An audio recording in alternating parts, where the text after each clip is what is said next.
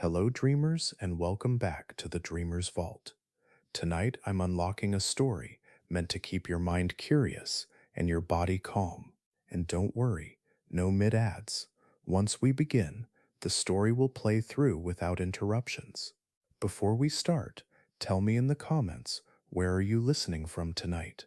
And if these stories help you relax, tap like, subscribe, and turn on the bell so you don't miss the next one. Now, get cozy, lower the lights, and let's drift into the dark together. Story 1. The world isn't flat, but it isn't round either one. Prologue. Edges and corners. They never tell you that the world has edges. No one warns you that you can spend your life walking circles, and still, if you step just wrong, find yourself at a seam, a place where things come unstitched. For years, I believed the world was round, neat, a place where endings connected to beginnings, if only you kept moving long enough. But the truth is, the world isn't flat, and it isn't round. It's folded, bent at odd angles, creased by grief and memory and longing. If you listen at night, you can hear the paper tearing. I didn't know any of this until the night I dug into the earth and found a life I never lived staring up at me from beneath the frozen dirt. 2, 3 days of forever. Before the loss, there was everything. Avery and I had been married only 3 days. 3 days. What is that in the face of eternity? A drop of rain on an endless ocean. But to me, it was everything. The universe fit inside those hours. Coffee breath in the morning, her hair falling across my chest, the way she looked at me and saw someone worth loving. Avery was my center of gravity. She had a way of making every ordinary moment sparkle, as if life itself was in on some secret joke with her. There are details I never want to forget. The scent of her coconut shampoo, the way she stuck her tongue out when she was focused, her habit of humming old Motown songs in the shower. And yet when I try to remember, sometimes it all slips away. I replay those 3 days in my head so often that sometimes I forget where the memory ends and my own wishful thinking begins. Expanded scene, wedding night memory. There's a memory, a small gentle moment that always comes back to me. Our wedding night, tucked away in a small mountain hotel, fire crackling in the corner, rain whispering at the windows. Avery made cocoa on a battered stove, singing softly under her breath. We lay side by side, staring at the ceiling, fingers tangled, hearts racing. She whispered, "Promise me something?" I smiled, "Anything." When life gets weird, and you know it will, because you married me, promise you'll still look for magic in the cracks. I laughed, "Deal." But it's only now, years later, that I realize how literal that promise would become. 3. Thunder at the edge of the world, Florida, day 2 of our honeymoon. A storm rolled in so suddenly that we barely had time to collect our towels, our drinks, our laughter. We sprinted for cover, bare feet slapping on slick tiles, dodging between umbrellas and beach chairs as the sky turned black. Avery's eyes flashed with mischief. She pulled me beneath a low bridge, a little cave carved into fake stone. It smelled of chlorine and rain. She shimmied out of her dress, stood in her swimsuit with droplets sparkling on her skin. "You know," she whispered, "no one would ever find us here." We tumbled into the pool, just us, the sound of rain on the rocks, our voices echoing. It should have been the start of everything, but then lightning. The world exploded in white. The aftermath.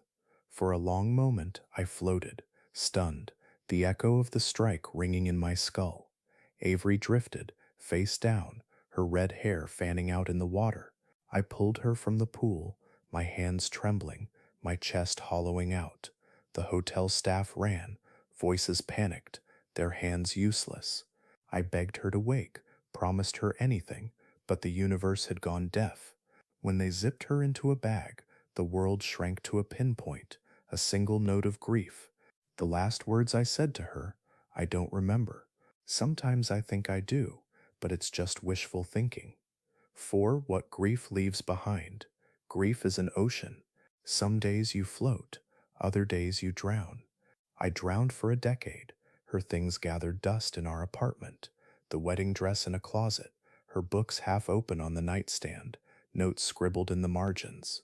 I worked, I ate, I slept, but only because I had to. Time blurred. Holidays came and went. Friends drifted away. My parents called, but I never picked up. I was too afraid of what they'd hear in my voice, the emptiness, the shame of surviving. Sometimes, in the middle of the night, I'd reach for Avery in my dreams, only to wake clutching cold sheets. Expanded scene, visiting her family. 6 months after her funeral, I drove to her parents' house in Salt Lake. They welcomed me in, faces etched with the same lines of sorrow. Her mother served tea, hands trembling. We sat in silence for a long time. Then she said, I see her everywhere, in the garden, in the kitchen. Sometimes I hear her humming. I nodded, too broken to speak. Her father squeezed my shoulder. You loved her well. I wish I could have told him how little comfort that was, how loving someone isn't always enough to keep them here. 5. The ritual of memory. Years later, when the world finally moved again, I tried to let go. I sold the apartment, packed my things, sorted Avery's memories into boxes.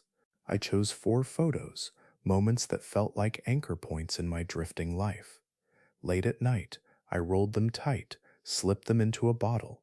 I hiked up the mountain behind my parents' house, breath clouding in the winter air. The earth was frozen, hard and unyielding. It took longer than I'd planned to dig the hole. As I buried the bottle, I whispered to the sky, I'm sorry. I'm trying. I miss you. And for a moment, the night was silent, as if the world was listening. Expanded scene. Dream visitation. That night, I dreamed of Avery. She stood at the foot of my bed, her skin pale, her hair wild. You're not done yet, she whispered. I can't keep going, I said, voice thick with sleep. She touched my cheek, her hand as cold as moonlight. Promise me you'll try. I woke with tears on my face, the memory already fading. 6. Flight paths, lonely skies. I booked my trip around the world, not out of bravery, but out of desperation. Salt Lake to New York, New York to Amsterdam, Amsterdam to Shanghai, Shanghai to Los Angeles, Los Angeles to Salt Lake. Each flight was a blur of faces, voices, meals I barely tasted. I sat by airplane windows, watching the earth curve away beneath me, mountains, rivers, cities glittering like spilled salt. Sometimes, in the hush between time zones, I'd see Avery's reflection in the glass, her eyes watching me. Expanded scene, stranger on a plane. On the flight to Amsterdam, I sat beside an old woman knitting a scarf the color of storm clouds. She didn't speak for hours. Then, as we crossed the Atlantic, she turned to me and said, Do you believe the dead ever find us again? I swallowed. I don't know. She smiled. I think they do, but not always the way we hope. We landed in silence. I never saw her again, but sometimes I hear her voice when I dream. 7. Cities where nobody knows your name. Amsterdam in the rain, canals glowing under street lamps, bikes rattling past on slick cobblestones. Shanghai, a haze of neon, the city humming with stories I couldn't understand. Los Angeles, sunsets like fire, the Pacific swallowing the sky. In each city I wandered, camera slung over my shoulder, chasing ghosts. I sat in coffee shops, watched strangers laugh, wondered what it would be like to be them, untethered, free of the weight I carried. At night, I sent postcards I never mailed, words to Avery, tracing the edges of my loneliness. Expanded scene, shadow at the window. In Shanghai, my hotel room overlooked the Bund, boats drifting through the fog, lights blurring in the rain. One night, as I stared at the city, I saw a reflection in the glass, not mine, but Avery's. She looked older, her hair longer, her smile sad. I blinked, and she was gone. Sometimes I think the world is full of thin places where the past brushes against the present, just long enough to remind you what you've lost. 8. Wandering in liminal places. There are moments on long journeys when the world feels thinner, where reality hums with possibility. Airports at 3 a.m., empty train stations, hotel corridors that seem to stretch forever. I felt a very everywhere, in the way sunlight fell across a breakfast table, in the laughter of strangers, in the scent of rain on concrete. Sometimes I'd talk to her softly, not expecting an answer, just needing to fill the silence. Expanded scene, ghostly encounter in an empty station. In Los Angeles, I missed my train and found myself alone in a vast, echoing station. A girl sat across from me, reading a book I'd once given Avery. She glanced up, her eyes so familiar it made my heart stutter. "Are you waiting for someone?" she asked. I shook my head, just trying to find my way home. She smiled. "Sometimes you have to get lost first." The train came. She vanished. Later, I'd wonder if she'd ever really been there. 9. Coming home. Not quite home. Salt Lake City in early winter. The sky low, heavy with clouds, mountains etched sharp against the dusk. Returning felt stranger than leaving. The streets were familiar, but everything felt a shade off. Colors a little duller, shadows a little longer. My parents welcomed me in with quiet relief. My mother hugged me tighter than she had in years, pressing her face into my shoulder as if she could keep me from drifting away again. We talked, but only about safe things: the weather, the neighbor's new dog, the ski season. Avery's name never came up. At night, I lay in my childhood room, the same posters still tacked to the walls, books gathering dust on the shelves. In the darkness, I listened for sounds from the past: Avery laughing in the kitchen, her feet padding down the hallway, the clatter of her coffee mug on the table. But the house was silent, and my heart ached with the weight of all that was missing. Expanded scene. The memory drawer. On the second day, I found myself drawn to the old dresser in the hallway. The bottom drawer stuck, but inside, I found things I'd nearly forgotten. A faded letter from Avery, written in looping script on hotel stationery. I read it slowly, the words blurry with tears. "If you ever lose yourself, remember there's always a way back. Promise me you'll keep looking, even when the map doesn't make sense." I tucked the letter into my pocket, feeling it burn against my skin. 10. The House of Echoes. It was after midnight when I decided to visit the backyard. Frost crackled beneath my boots as I crossed the lawn, the moon barely a sliver behind the clouds.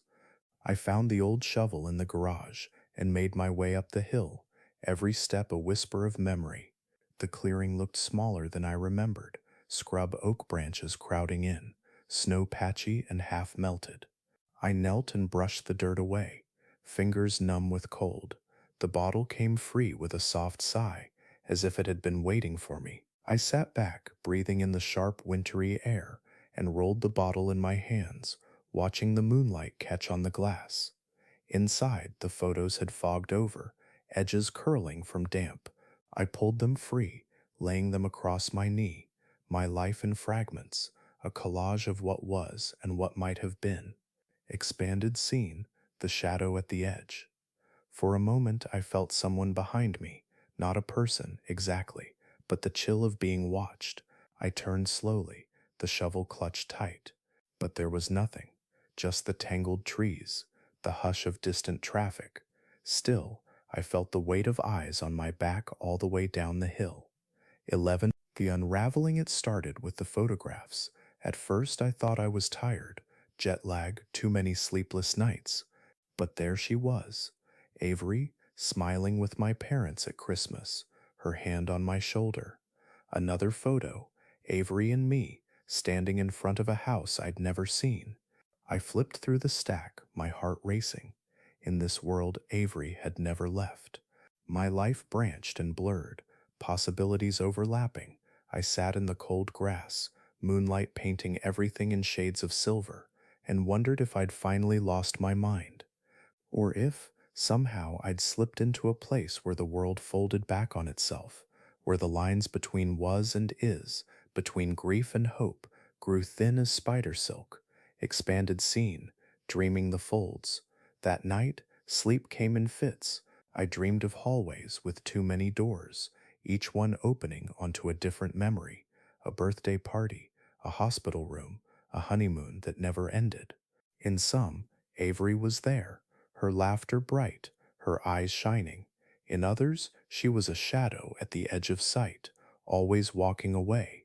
I woke before dawn, the room too quiet, my skin prickling with the certainty that I was not where I'd begun. 12 fractured realities. The next day, I moved through the house as if walking underwater. My parents noticed. My mother watched me with worried eyes.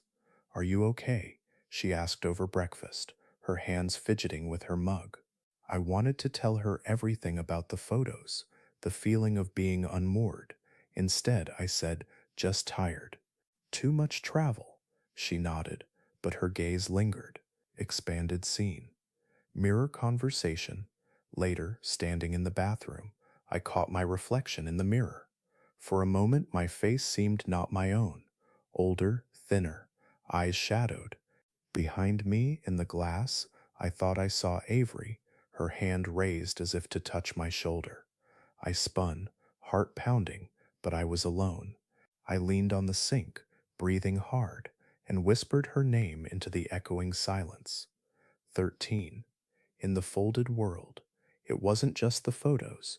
Small things began to change.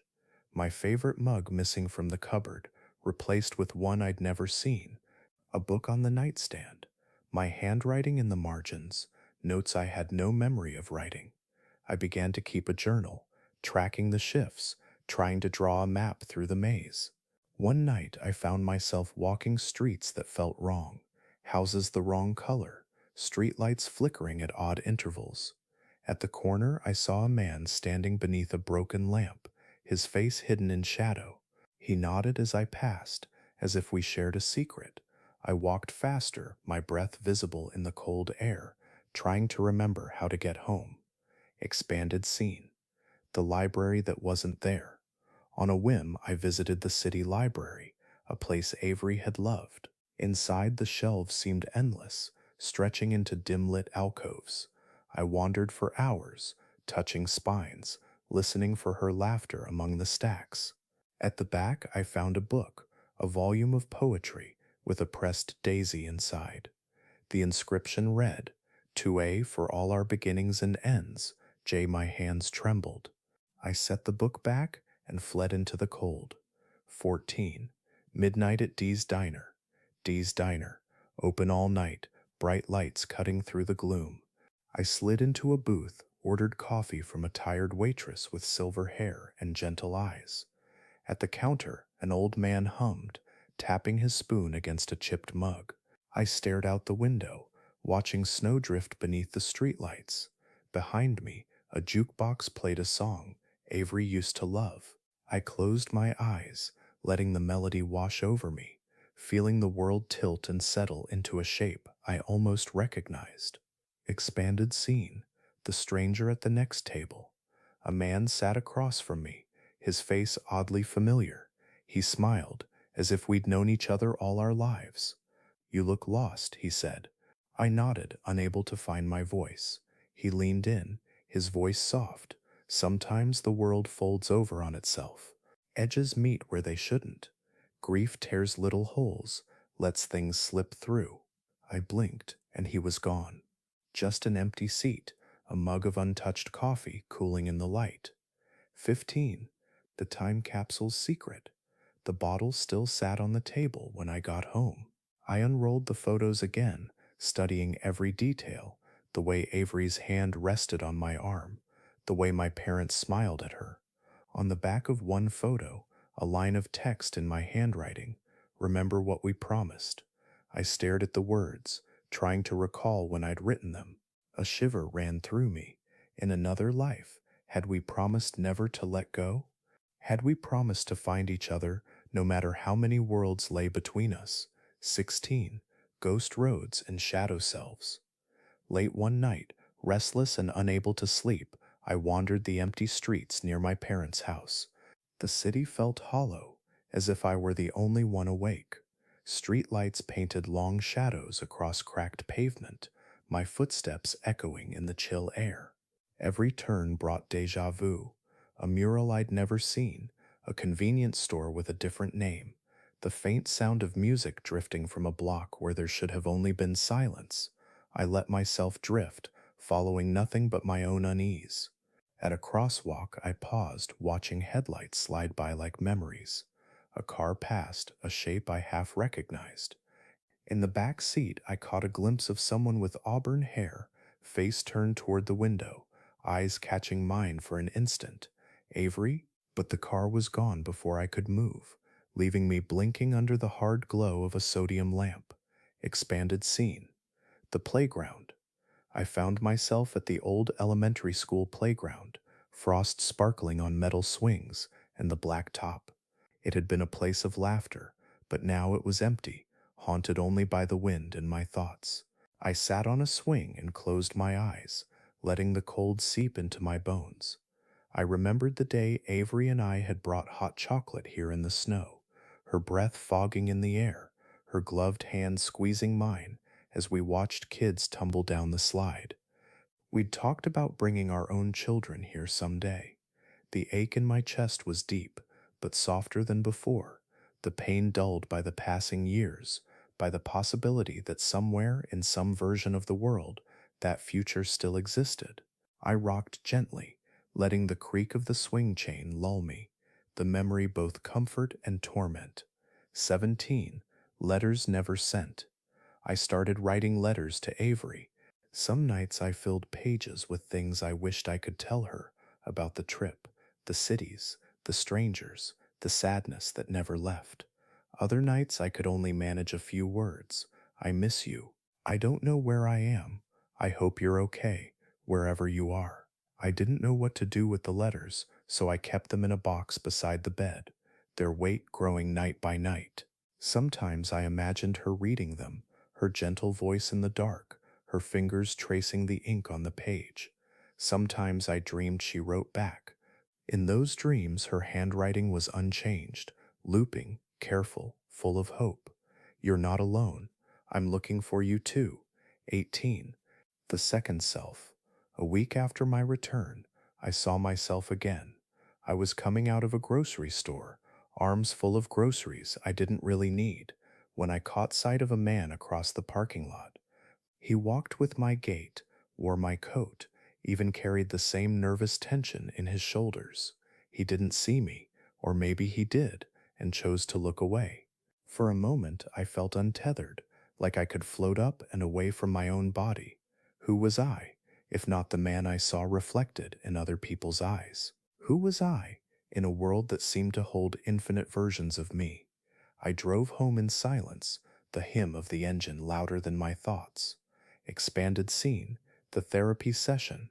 Against my instincts, I booked an appointment with a therapist.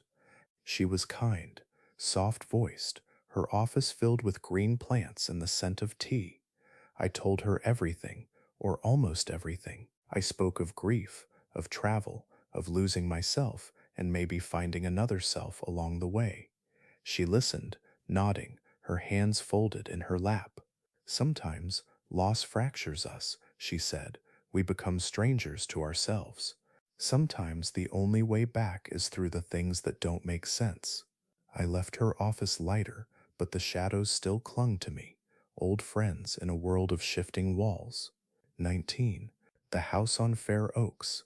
It took me days to build up the nerve, but one night I biked back to the house on Fair Oaks, the place I'd watched from the shadows. The lights were off, the windows dark. I walked the perimeter, watching my breath rise in the cold air. At the back fence, I stopped, caught between the urge to run and the urge to knock. I stood there a long time, fingers curled tight around the fence post, listening to the house breathe.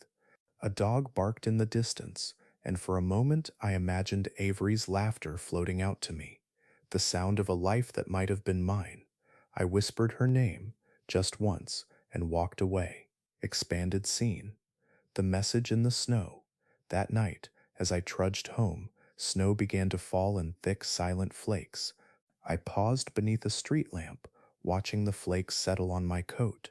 On the hood of a parked car, someone had traced a message in the frost: "Don't forget who you are." The letters glowed faintly in the orange light, as if meant for me alone. I pressed my palm to the glass, letting the cold bite into my skin, feeling for a moment the boundaries of the world soften. 20th, the folded map. I bought an old map from an antique store, hoping to trace the lines of my journey. At night, I spread it across my desk, a web of roads and rivers and towns I'd never seen. With a pencil, I drew my path: Salt Lake, New York, Amsterdam, Shanghai, Los Angeles, back to Salt Lake. But the map felt wrong. Some towns were missing, some rivers flowed the wrong way. I stared at it for hours, convincing myself that if I looked hard enough, I'd find a way to fold it so the edges met, so the world made sense again.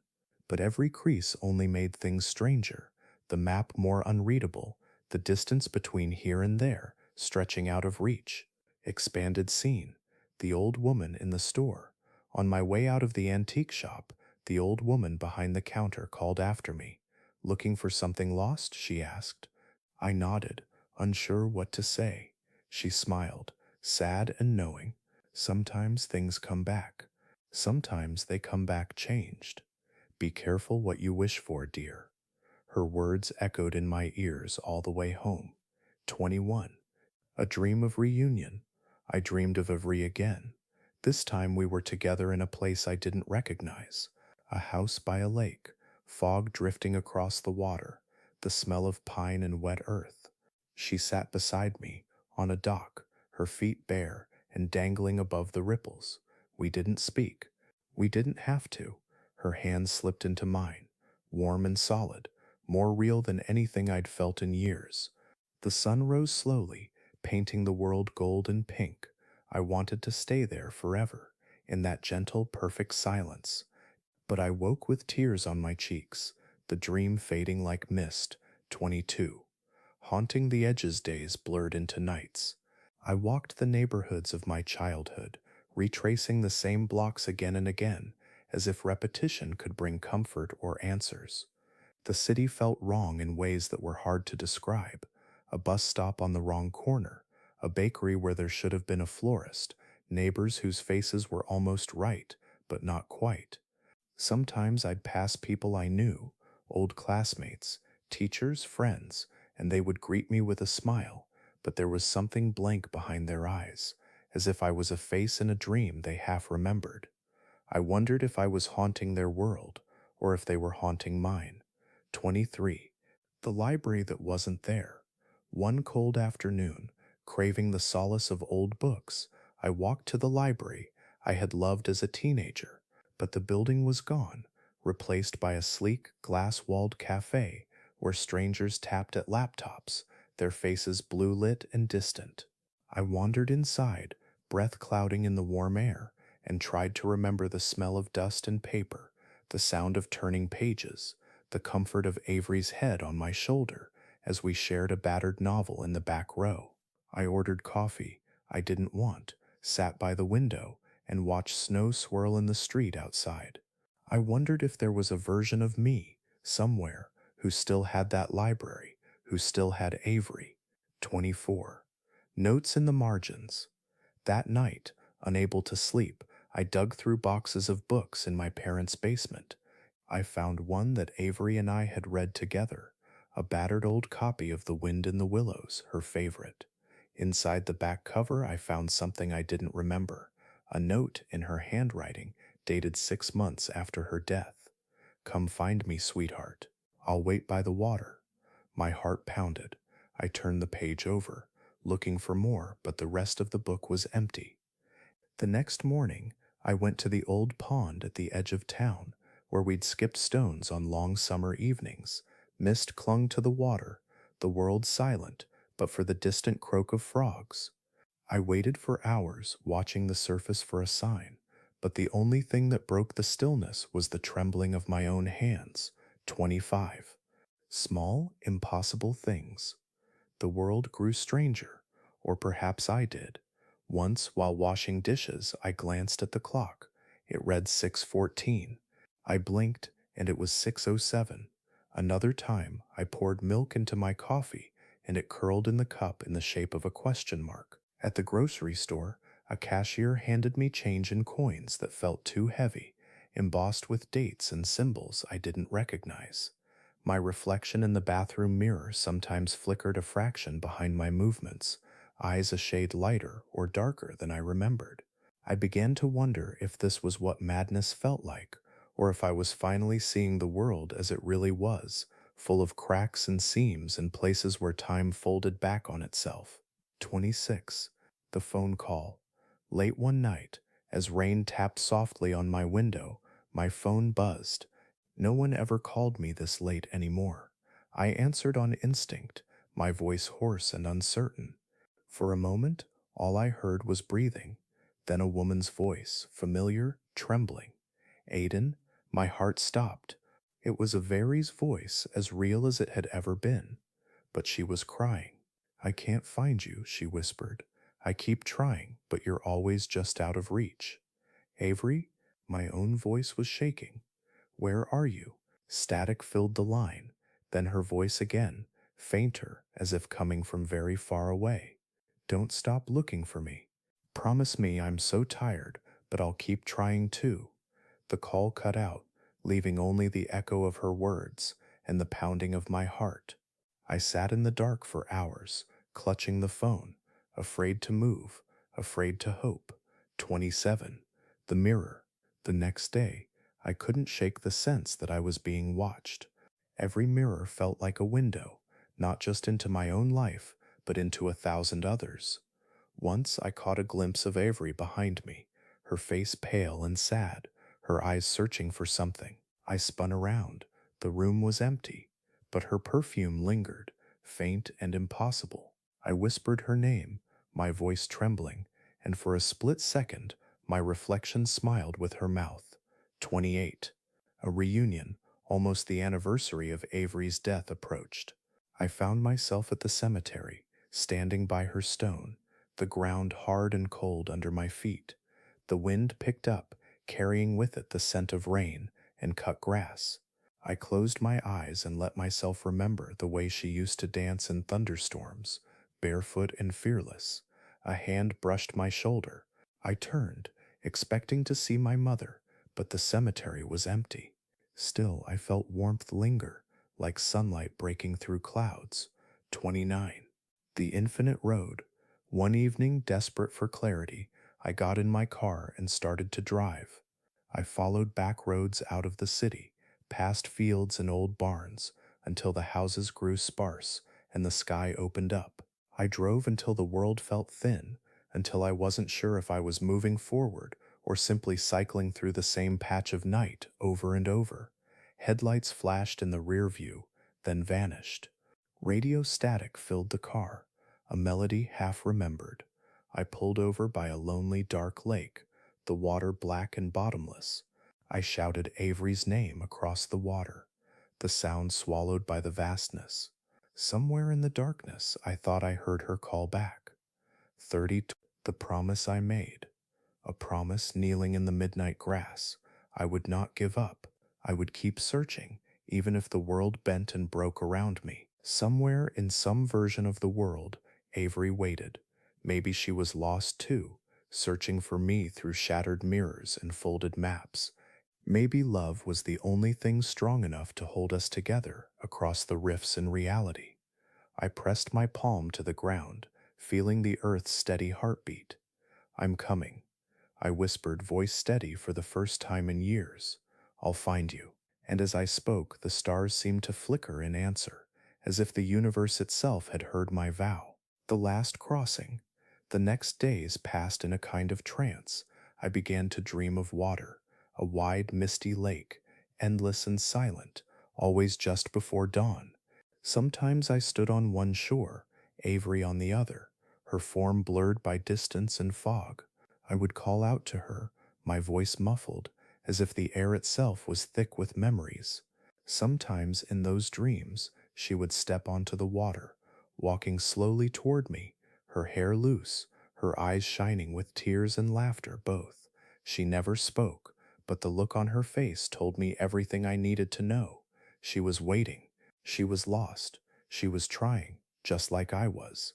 One night, I woke just before sunrise, heart pounding, the dream so real I could still feel the cold mist on my skin. I got up, pulled on my coat, and walked to the pond at the edge of town, the same pond from Avery's note. "Come find me, sweetheart. I'll wait by the water." The world was hushed and blue, the air tasting of wet leaves and new beginnings. I stood by the water's edge, breath rising in slow clouds, and listened to the gentle lapping of the pond against the stones. A shape flickered across the water, a ripple, or maybe a shadow. I closed my eyes, remembering everything: the sound of her laugh, the weight of her hand in mine, the way she said my name, the lightning that stole her away, the years I spent searching for her in mirrors, photographs, and dreams. "I'm here," I whispered, not knowing if she could hear me. A hush fell so deep that for a moment it felt like the whole world was holding its breath. Then, softly, a voice answered from across the water. Not a word, not a name, just a sigh, a breeze, a memory. Avery. I felt her presence so clearly then, more real than she had been in any dream. Not alive, not gone, just there, close as a heartbeat, distant as a star. I knelt and dipped my hand into the cold, silvery water, hoping just for a moment to feel her fingers brush mine. Nothing but chill and the ghost of a touch. But I understood, finally. The world wasn't flat, wasn't round. It was full of edges, places where love and grief, memory and hope blurred together until you couldn't tell one from the other. 32. A quiet morning. As the sun crested the horizon, turning the sky to gold, I stood and breathed in the new day. I knew I couldn't stay here forever, caught between what was and what might have been. Avery's story, my story, had never really been about finding a perfect world. It was about letting go and learning to carry the ones we love with us wherever we go. I turned and walked away from the pond, the mist parting around me, the weight on my chest lighter than it had been in years. In some reality, in some quiet corner of the universe, maybe Avery and I were together, laughing, fighting, making up, living out all the messy, beautiful years we never got. Here in this world, I would keep walking, head held high, her love folded quietly into my heart. The world spun on, not flat, not round, but full of mysterious crossings, where every so often you can hear the echo of someone you lost, singing your name just across the water. And for the first time in a long time, I knew I was not alone. The end. Don't be surprised if this one gives you goosebumps. Story 2. The Library Night Shift. Rules for Survival. Part 1. There's a certain silence that fills a university library after midnight. It settles like a heavy blanket over the shelves, drapes itself across the echoing marble floors, and seeps into every quiet, forgotten corner. On my very first night working the graveyard shift, I found myself listening to that silence, wondering just how deep it went. I was the new guy, so new in fact, that "to the new guy" was scrawled in jagged letters across an envelope, waiting for me behind the security desk. The hours didn't bother me. I've always been a night owl, more comfortable drifting through darkness than daylight. But student debt doesn't care about circadian rhythms, so here I was, grateful for any job that let me earn, even if it meant keeping watch over a silent, sprawling library in the southern half of the country. My friend Valerie, Val, had put in a good word for me. She worked the early morning shift and said the last night guard, a man named Flanders, had vanished without warning. Nobody said why, but in places like this, people come and go all the time.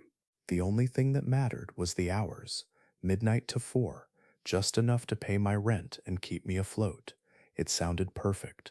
My first night was a Friday, the library emptier than usual. By the time I settled into the chair behind the great wooden desk, a heavy thing beneath a stained glass window, I was alone. Officially, my first 30 minutes were for paperwork and routine checks, just as the employment manual described. Nothing out of the ordinary. Nothing to worry about. That was before I found the envelope. The envelope. It wasn't university stationery. It looked old, the edges curled and yellowed, the ink pressed hard into the paper.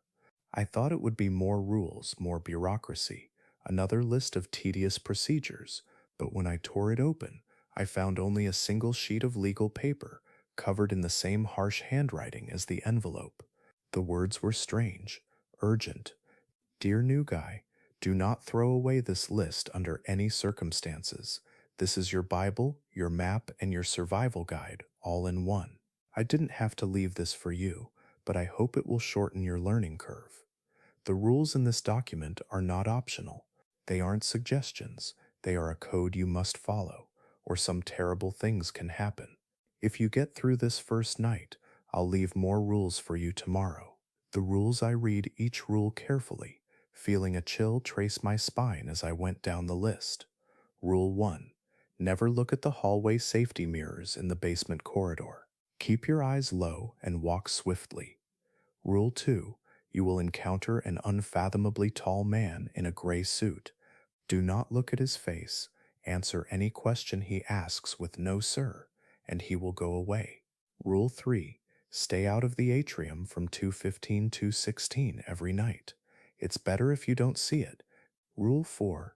You will hear horrible sounds from study room 219J. Don't ever open the door. Rule 5. Always walk beside the bookshelves in the west portion of the fourth floor, never between them. Rule 6. If you hear tapping on the glass window behind you at the security desk, do not turn around. Rule 7. At 12:15, you'll see a heavy man in a tweed suit hurry past, clutching a briefcase. When you see him, say, "Today is not the day, friend." He'll look relieved, nod, and leave the library. If he gets up the stairs, you're already too late. As I finished the last line, I realized I'd forgotten to check the ID of someone who had just hurried by the desk. My eyes darted up in alarm, heart skipping a beat, and there, vanishing at the top of the stairs, was a heavy-set man in a tweed suit, briefcase pressed tight to his chest, already slipping out of sight onto the library floor. I sat there, letter trembling in my hands, silence pressing in from all sides. The night shift had only just begun, and already the world felt strange, heavy with secrets and rules I'd never imagined. Somewhere above, the man in the tweed suit was moving quietly through the stacks, and I wondered just for a moment what might happen if I broke a single rule on my very first night. But I didn't dare find out. End of Part 1. The Library Night Shift Rules for Survival. Part 2. The moment the man in the tweed suit disappeared upstairs, a cold unease crept beneath my skin. I'd barely begun my first night, but the envelope's rules had already tangled themselves around my mind, their warnings sharp and inescapable. I didn't know if it was some cruel prank, the sort of thing older guards passed down to rookies just for a laugh, but the letter felt serious, too serious. And as I hurried out from behind the security desk, the world felt just a little thinner, as if the night itself was holding its breath. The library, for all its endless space, was closed from 1 to 6 in the morning. I was the only one who belonged there now. At least that's what the manual said. I started up the stairs, the soft tread of my shoes echoing off empty stone. Second floor, rows of computers sleeping beneath their screens, printers humming quietly in the dark, the occasional student-shaped shadow vanishing around corners. I searched for the man, heavy, short, tweed-clad, expecting him to stand out against all that pale fluorescent hush, but he wasn't anywhere to be seen. My nerves prickled. Maybe the letter was a joke, after all. Still, I moved toward the northeast corner to the government documents section, a place heavy with dust and quiet, where old papers lay tucked between thick, ancient books. That's when I heard it, the shuffling, frantic, and desperate, like someone tearing through paper in a silent storm. I rounded the corner, heart pounding, and saw him, the man from the stairs, wild-eyed and sweating, scattering papers across the floor, yanking books from shelves with trembling hands. "Hey," I called, my voice cracking through the silence. He spun to face me, red-faced, breathless, clutching his briefcase like a shield. "Stay back." His voice was ragged, fearful, a cornered animal lashing out. I tried to calm him, tried to laugh it off, but he wasn't listening. For a moment, our eyes met, and I saw a fear there that I didn't understand. Then, with shaking fingers, he opened his briefcase and drew out a small black revolver. Time seemed to slow. The library, with all its age and dust and quiet, suddenly felt like the loneliest place in the world. "Look, just let's talk," I pleaded, hands open, voice low. "No one needs to get hurt. Just tell me what you're looking for, and we'll figure it out." But he only glared at me, anger and terror warring on his face. "You want to ruin my name? I won't have it." His words trembled, his grip tightened. A single heartbeat passed, long as an eternity. Then, all at once, he lifted the pistol, pressed it to his temple, and pulled the trigger. The sound shattered the quiet, a thunderclap of violence, a spray of red across the old books. I stared frozen as the man crumpled to the ground, blood pooling beneath his head, papers sodden and ruined. I staggered back, gasping, my hands shaking so badly I could barely stand. Somewhere footsteps approached, quick, angry. A student, face pinched with annoyance, rounded the stacks. "You loud as hell." People trying to study. I tried to warn him, tried to keep him away from the horror just behind the shelf. But when I turned, the scene was gone. The blood, the body, the chaos. The section was spotless, as if nothing at all had happened. The student glared at me, frustration written across his face. "You make joke? You be quiet, or we call campus police." He spun and left, footsteps fading down the hall, leaving me alone with my confusion and terror. I stood there numb for what felt like hours, replaying the moment over and over. I knew what I had seen, the man, the gun, the impossible violence. But the world had already erased it, as if it was nothing but a memory slipping away in the night. When I finally found my way back to the desk, the rules in the envelope felt different in my hands. Not a joke, not a prank, a warning. If I wanted to survive the night, I would have to listen, no matter how strange or how impossible the rules became. End of Part 2. The Library Night Shift. Rules for Survival. Part 3. The hands on the clock glowed 12:41, soft blue digits in the hush of the library. Only 20 minutes left until the last students would vanish into the night, leaving me alone with the echo of my own footsteps and the rules I couldn't stop reading. I must have stared at that yellowed paper 100 times, eyes running over the numbered warnings, my mind circling back to rule, the one I'd already broken. Nothing seemed different, no sign that anything in the world had shifted. But the memory of that man, the impossible violence, lingered behind my eyes, replaying in the quiet. Then a chime echoed overhead, clear and artificial. "Da-ding. Attention library patrons. The library will be closing in 10 minutes. Please make your final selections and exit the library. Have a good night." I watched the last few students file past my desk, their faces tired and impassive. One of them, the sharp-tongued student from earlier, tipped an imaginary top hat, words now polished and old-fashioned. "Have a splendid evening, my good man. I do apologize for my belligerence earlier. 'Twas not intended as an assault on your character. You seem like a sublime chap." His companions chuckled, and together they slipped through the main doors and into the dark, leaving the building empty and enormous. Suddenly the library felt less like a place and more like a world where I was the only soul awake. I took a steadying breath, forced my legs to move, and began my first sweep of the night. Down into the basement, where the air turned cool and stale, and the corridors twisted at impossible angles. The staff hallways were a labyrinth, barely lit and rarely traveled. Mirrors hung high at every sharp turn, wide and convex, their faces warped and silvered. I nearly glanced up out of habit, but the rules stopped me. Never look at the hallway safety mirrors in the basement.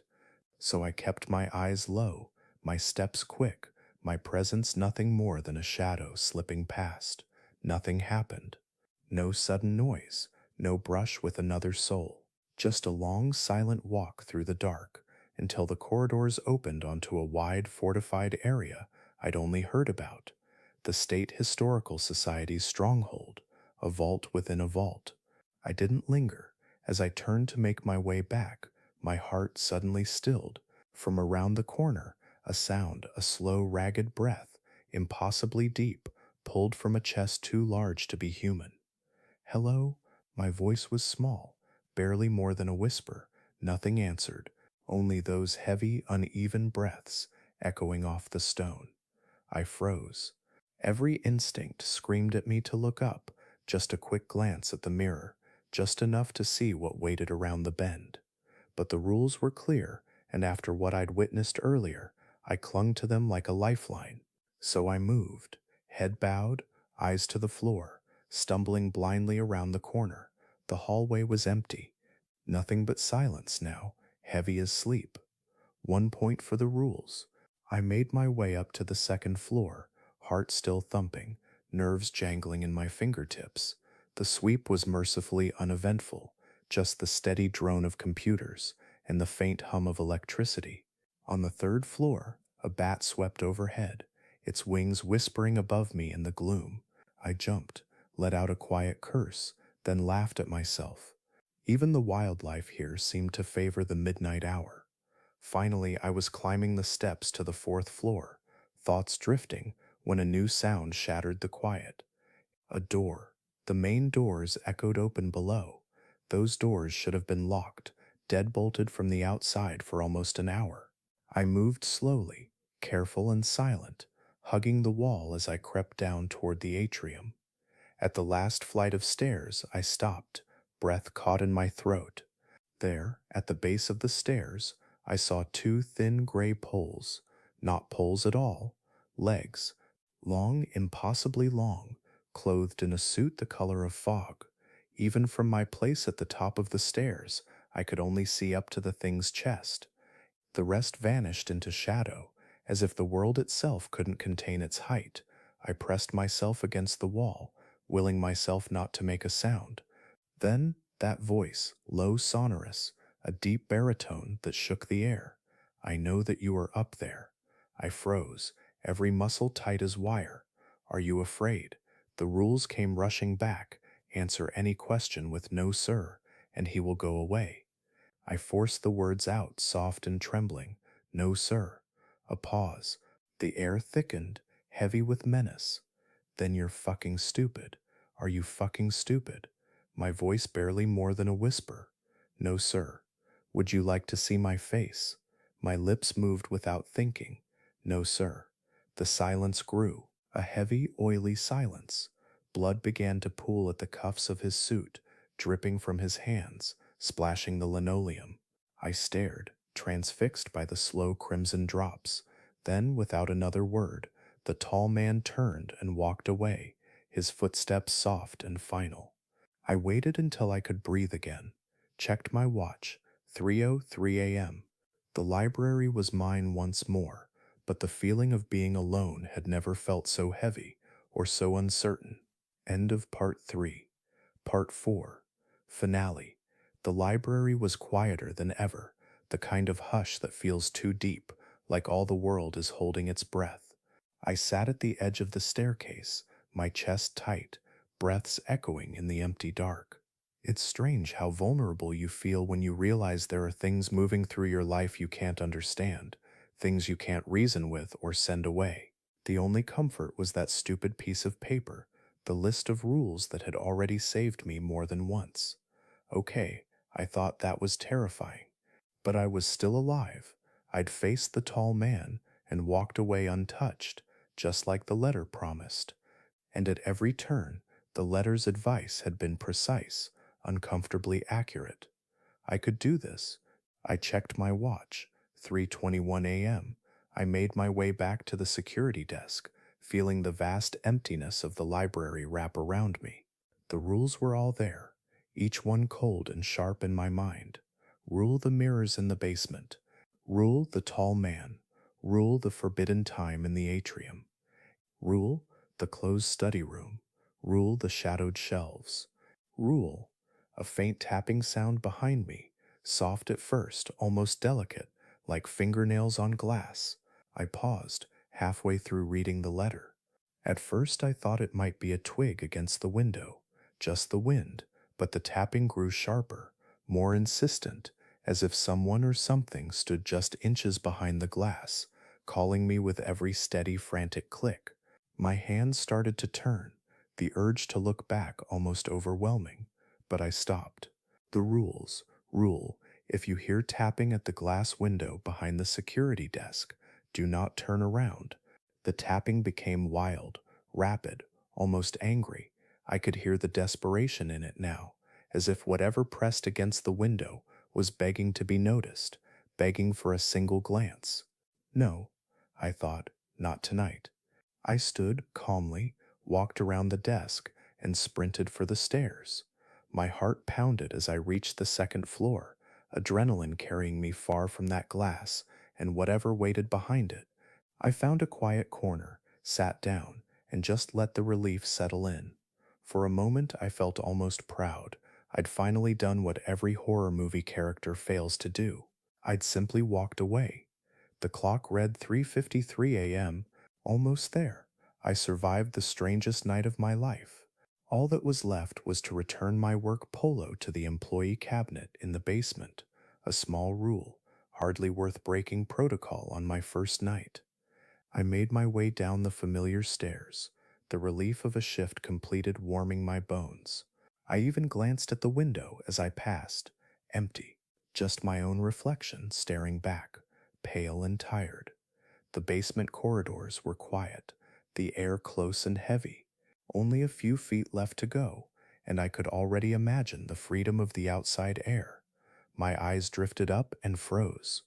I'd forgotten Rule. Reflected in the safety mirror at the corner was a man. He stood impossibly close, just around the turn. His skin was pitch black, clothes tattered, and barely hanging from his massive frame. He was barefoot, taller than any man I'd ever seen, and his eyes glowed yellow, wild, and bright, fixed on mine through the mirror. But it was his face that stole my breath. His cheeks had been sliced from the corners of his mouth to his ears, his jaw slack and bloody, teeth exposed in a broken, gaping grin. He stared at me, breathing so hard it shook his entire body, a low rattling sound that filled the corridor. For a single, endless second, our eyes locked, then the lights died. Everything was black, except those eyes wide and wild. A shriek, sharp and piercing, tore through the hallway. Footsteps thundered behind me, closer and closer, each one vibrating in my bones. I ran, stumbling in the dark, the scream following me, chasing me into the atrium's pale light. And then silence. The lights flickered on. I spun around. The hallway was empty. No sign of the man, no echo of his scream, only the heavy swinging door stood wide open. I'd never seen it unlocked before. The sign read, State Historical Society, authorized personnel only. I slammed the door shut, the sound echoing like a final punctuation. Then I ran through the library, past the desk, tossing my work polo onto the counter as I went. My hands shook as I locked the doors behind me. I stood in the pre-dawn stillness, the sun just beginning to color the world beyond the glass. I had survived my first night, and as I looked back through the doors, the quiet library waited, its secrets unchanged, its rules unbroken. For now, end of series. Next, listen to what someone else experienced. Story 3, My Granddad's Mask, Part 1. I remember the first time my granddad came to my room at night. I was 13. Summer, the kind of summer where the world outside feels heavy and slow, and the nights seem to last forever. My house was quiet. My mum was sick again, that deep, grown-up kind of sick that makes the air in a house hang thick with worry, like invisible cobwebs you can't brush away. Mum being unwell wasn't new. Every month, my dad would gently wake me from sleep, or catch me as I was finishing a game, his voice low and careful as he said, "Mum's not feeling so good. She's going to rest for a few days, all right?" Then he'd bundle her into the car, the taillights vanishing into the fog of another early morning, and I'd be left listening for her laughter, echoing in rooms now far too still. Every time she came home, she'd scoop me into her arms, calling me Cubby, like I was still small enough to fit in her lap. "I missed you, Cubby. I love you so, so much." That nickname clung to me, a thread of comfort I'd wrap around myself when the world felt uncertain. But the year I turned 13, things shifted. The old rhythm broke. Instead of being left in the house to count the days, I was sent away to Granddad's. I hadn't really known Granddad before that summer.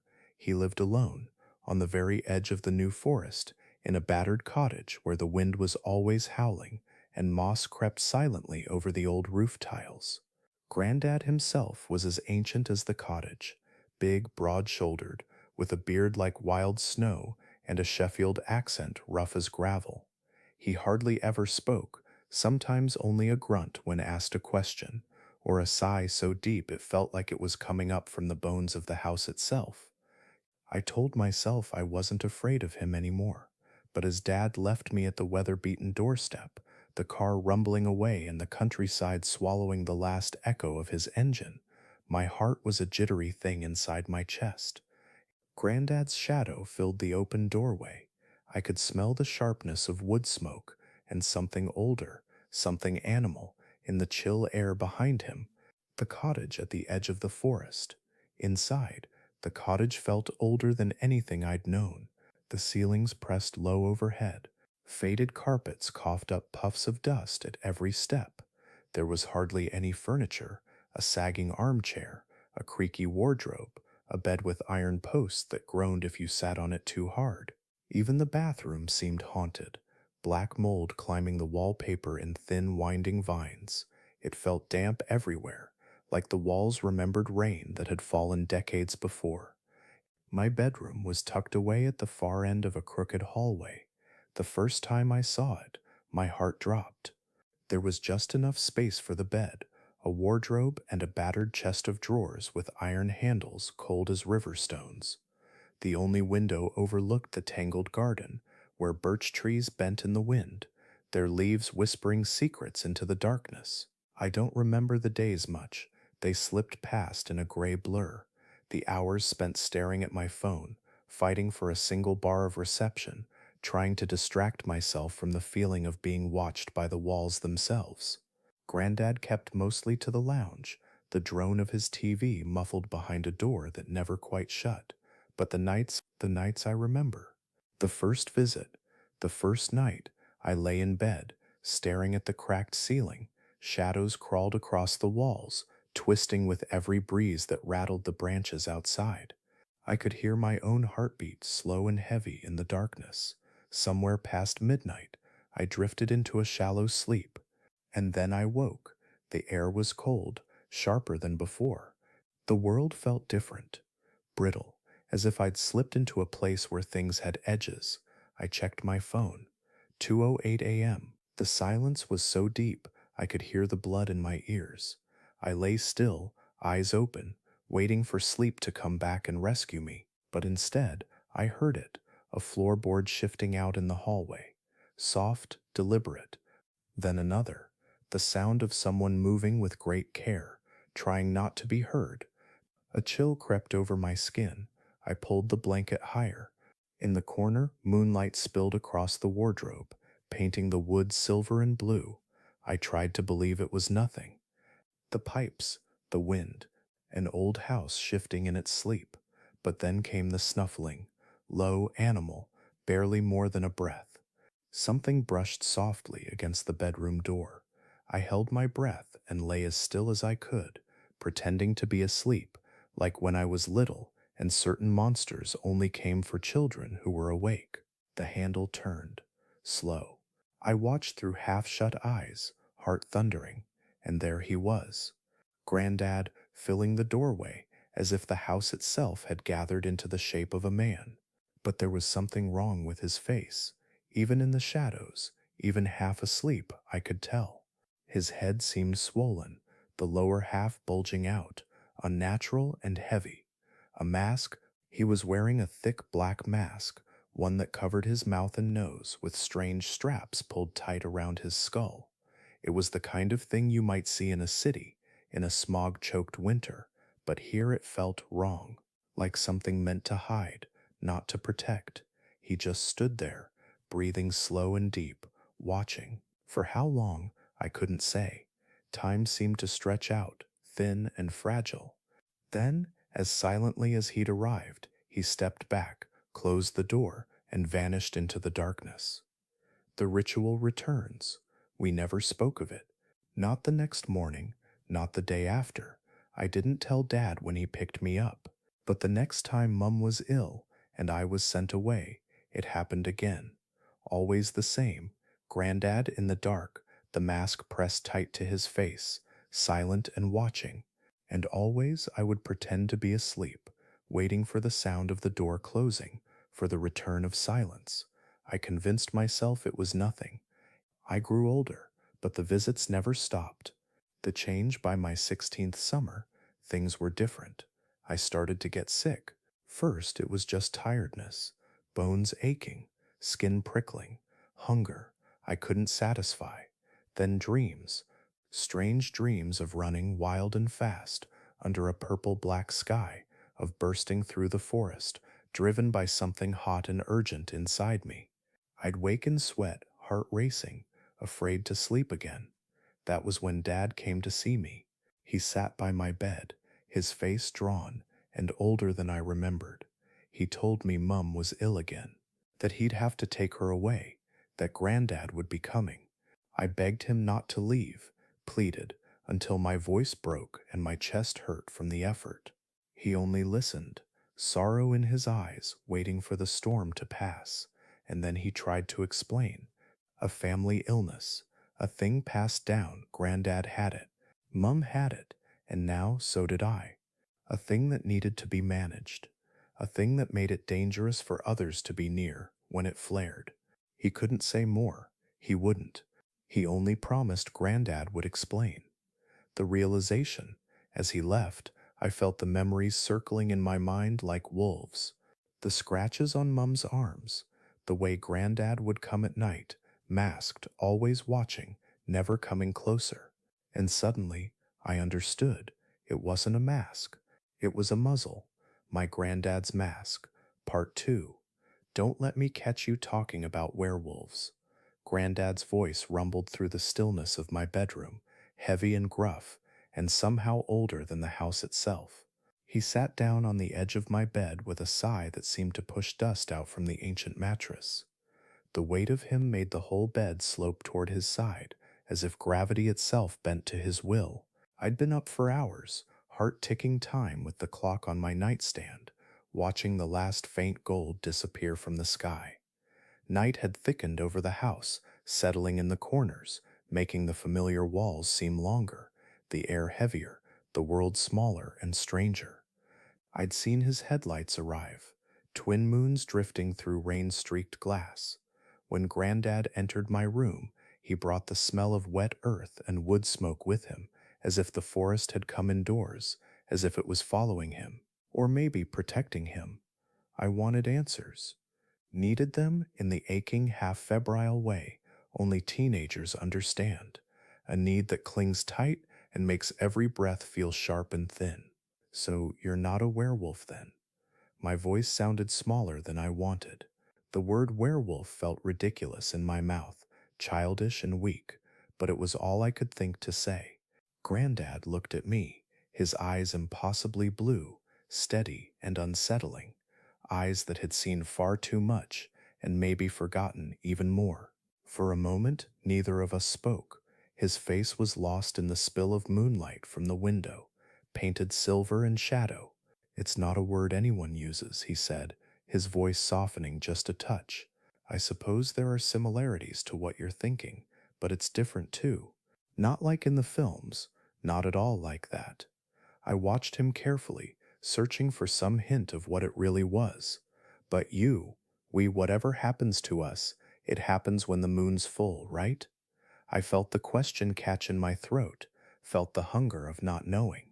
He ran a hand across his beard, then looked away. Well, yes and no. Not exactly. He trailed off, frowning at the faded duvet, lost in thought. For a moment, the silence between us was only broken by the distant tap of rain on glass. Then he let out a low, throaty chuckle. I went through all this with your mother, still no good at explaining it. It's like falling asleep in a way. Like there's this border between awake and dreaming. Sometimes you cross it on purpose, sometimes it pulls you. You can do it anytime you want, but it's easier if you're tired, and when the moon's full, it's almost as if something inside you is already halfway across. The words swirled in the dim room, thick and strange, and I tried to catch their meaning as they drifted past me. So when you do change, when we change, what do we become? The question felt heavier than anything I'd ever asked. He was silent again. The wind rose outside, pressing its cold fingers against the window pane. For a moment, Grandad's expression flickered, just a trace of fear, or regret, or memory, and then he started to answer. But a car passed on the road outside. Headlights flashed across the ceiling, brief, white, and gone again. An engine's growl filled the silence and then receded, swallowed by the rain. Grandad's body tensed, just a little. His gaze snapped to the window, watching, waiting. The mood in the room shifted, like a sudden chill. I knew we should have done this at the cottage, he muttered, the words meant for himself, but loud enough for me to catch. Grandad? He didn't answer right away. What do you mean, stupid? Why is it stupid? His voice was low, almost grumbling. It's risky. That's what. All of this is risk. Everything about our lives, our kind. It's a constant struggle to keep secrets. The world doesn't want us in it, not really. People fear what they don't understand, and they'll do anything to keep their world simple. You don't get to my age without making a few enemies. I looked beyond him, through the darkness, into the garden where the night pressed up against the glass. My body still ached, a deep bone-weary tiredness, and yet a little surge of adrenaline was keeping me upright, keeping me listening. What enemies? He almost smiled, but it was a smile with no warmth. Not just me, lad. The whole clan. There's always someone, hunters, companies, people who want to use us or destroy us. Governments, too, poking where they don't belong. We hide, we blend in, but the truth leaks out. People talk, people see things they shouldn't. He reached out, drawing the curtains shut in one slow, final movement. The last slice of moonlight vanished, leaving us sealed inside with the soft yellow hush of the lamp. If we're going to talk, he growled, we'll do it downstairs. I'm not standing here like your bloody nursemaid. He left before I could respond, his footsteps trailing into the darkness. I followed him, the house suddenly unfamiliar. Every step seemed to creak a little louder than it should. Nightfall in the lounge. We sat in the lounge. Grandad claimed the old armchair near the door, a sentinel's post, while I perched on the edge of the sofa, legs drawn up close, curtains drawn tight. The only light was the muted yellow of a bulb overhead, trembling ever so slightly. The rain had picked up, drumming against the window with relentless fingers. Every now and then a car passed, headlights slicing the gloom for just a heartbeat, before fading. I felt the ache again, a prickling hunger beneath my skin, bones throbbing with tiredness. But I wanted answers more than rest. I wanted to ask about the mask, about the muzzle, about everything that had haunted my nights. But I was afraid, afraid to break the thin peace between us, afraid to say the wrong thing and make him angry. So instead, I asked softly, where does Mum go? When she's away each month, where does she really go? He looked at me with those cold blue eyes, beard bristling as he thought.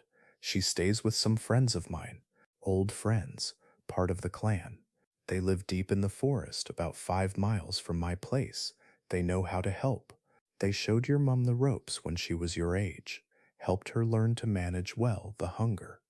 I shivered a little. But why does she have to stay away? Why can't she just be here with us? His gaze darkened. It takes a long, long time to control it. Even now, your dad's never trusted me fully, wanted me to wear the mask, keep the hunger at bay. He's seen what happens when your mother changes and can't control it. He's seen how bad it can get. How bad? The words hung there, trembling in the yellow light. He opened his mouth, ready to answer. But just then, another car engine sounded. Louder this time, closer. Headlights spilled through the cracks in the curtains, bright, harsh, fleeting. I heard the hiss of wet tires, the low rumble of a car pulling to a stop. Granddad froze, every muscle tense, his head tilted, listening for something I couldn't hear. I felt my heart pounding, hot and cold all at once. "It's probably just one of our neighbors, Granddad," I whispered, though I didn't believe it. He shook his head. "No, someone's coming." I went still, breath caught in my throat. A moment later, I heard the gate creak open, a thin metallic squeal that sliced through the hush. My heart raced as Granddad rose to his feet, moving to the dark corner by the front door. He hunched, somehow making himself both smaller and larger, all at once. The little frosted window in the door glowed faintly, the night pressing in on all sides. Footsteps on gravel. Closer. The house seemed to shrink, the shadows growing thicker. I watched the front door, muscles locked tight, trying to convince myself it was just a traveler, just a lost soul needing help. A shadow passed behind the glass, a knock soft at first, then urgent, fist rapping over and over. "Hello? Is anyone home?" A man's voice, nervous, quivering. "Please, can anyone help? Our car's broken down. My wife isn't well." Granddad stood silent, face locked in an unreadable mask. The knocking continued. I heard the man's desperation, rising with every unanswered plea. Finally, Granddad opened the door. From where I sat, I couldn't see the man, only the watery reflection in the hallway mirror, the shapes shifting in the yellow gloom. "Oh, thank you so much. I'm sorry to trouble you. My wife is 8 months pregnant. We were just trying to get to Bournemouth, but the car died. Please, can I use your phone?" "I'll be quick, I promise." Granddad's voice cut through his words, sharp and cold. "What's that in your hand?"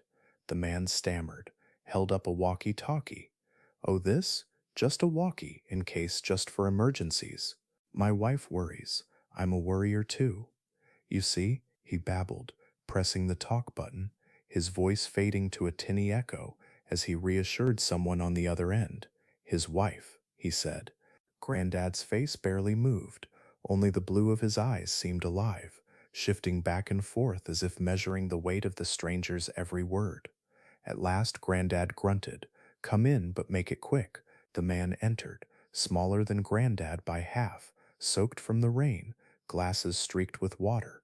He smiled nervously at me, nodding, hands trembling as he clutched the phone. He made his call, or tried to, the room thick with silence, only his voice and the distant ticking of the old clock filling the space. I watched Granddad, who never sat, never looked away. He kept shifting his weight, his gaze fixed like a predator's. The call ended. The man Tim smiled weakly, but Granddad's face was carved from stone. "Your call didn't go through," Granddad said, voice flat. Tim looked puzzled. "Sorry?" Granddad held up his phone, eyes like knives. "It lasted 3 seconds. You pretended to call." Something shifted then, a ripple in the air, an invisible threat. Tim's face blanched. He stammered, backing toward the door, walkie-talkie in hand. "Now go now. The kid's here too." And the walkie-talkie smashed against the wall, Granddad moving with a speed that defied his age.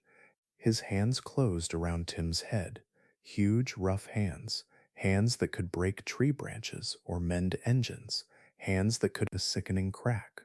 Tim's body dropped to the floor, a marionette with cut strings. The whole world seemed to pause, as if the rain outside had stopped falling for just a moment. Then, from somewhere far off, the sound of a car starting. Granddad turned to me, eyes wild, full of urgency, and something deeper, something ancient. Get up, we have to go. Now, my granddad's mask, final part.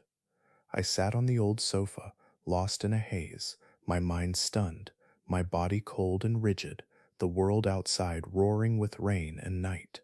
What had just happened didn't seem real, but Granddad didn't wait for me to catch up. He crossed the room in two great strides, his footsteps echoing across threadbare carpet and the distant thunder of the storm, before he gripped my arm with his good hand, urgent, unyielding. Get up, lad, he rasped, voice more animal than man. He didn't give me time for questions, didn't let me look away or turn back. He hauled me barefoot and shivering across the lounge, past the body sprawled beside the front door, rain still glistening on the man's wide open eyes. I caught just a flicker of that face, pale and lost, before Grandad wrenched open the door and we tumbled into the storm. Into the night outside, the world was chaos. Rain poured from the sky in sheets, stinging my skin, weighing down my hair, plastering my shirt to my back like a cold hand. The wind screamed through the garden, rattling branches and sending leaves spinning into the blackness. Grandad never let go of my wrist.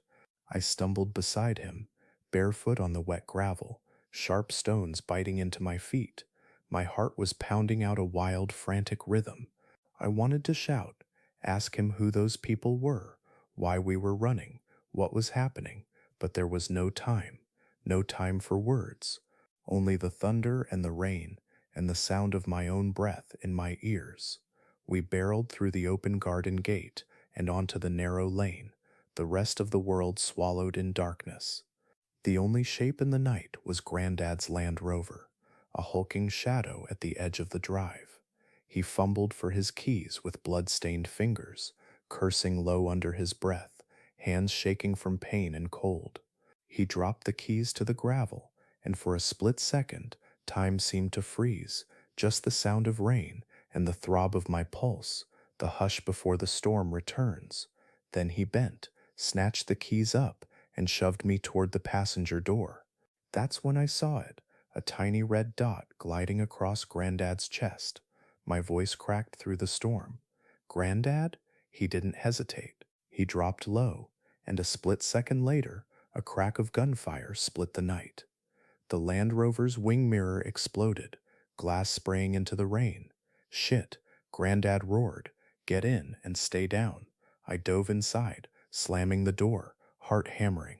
Grandad was beside me a moment later, shoving the keys into the ignition, rain and blood dripping from his arm. A second shot rang out, shattering the rear window. Glass tinkled, cold air knifing in. A third shot, a punch of sound that rattled my bones. Grandad gunned the engine. We lurched forward, gravel spinning out behind us, the headlights stabbing into darkness.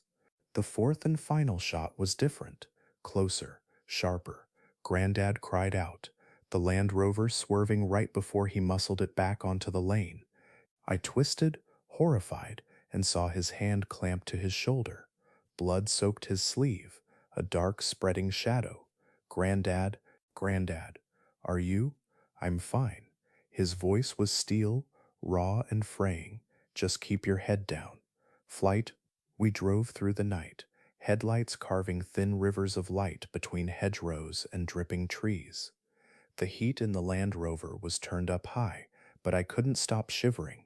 My skin was frozen, my pajamas sodden, my feet raw and aching.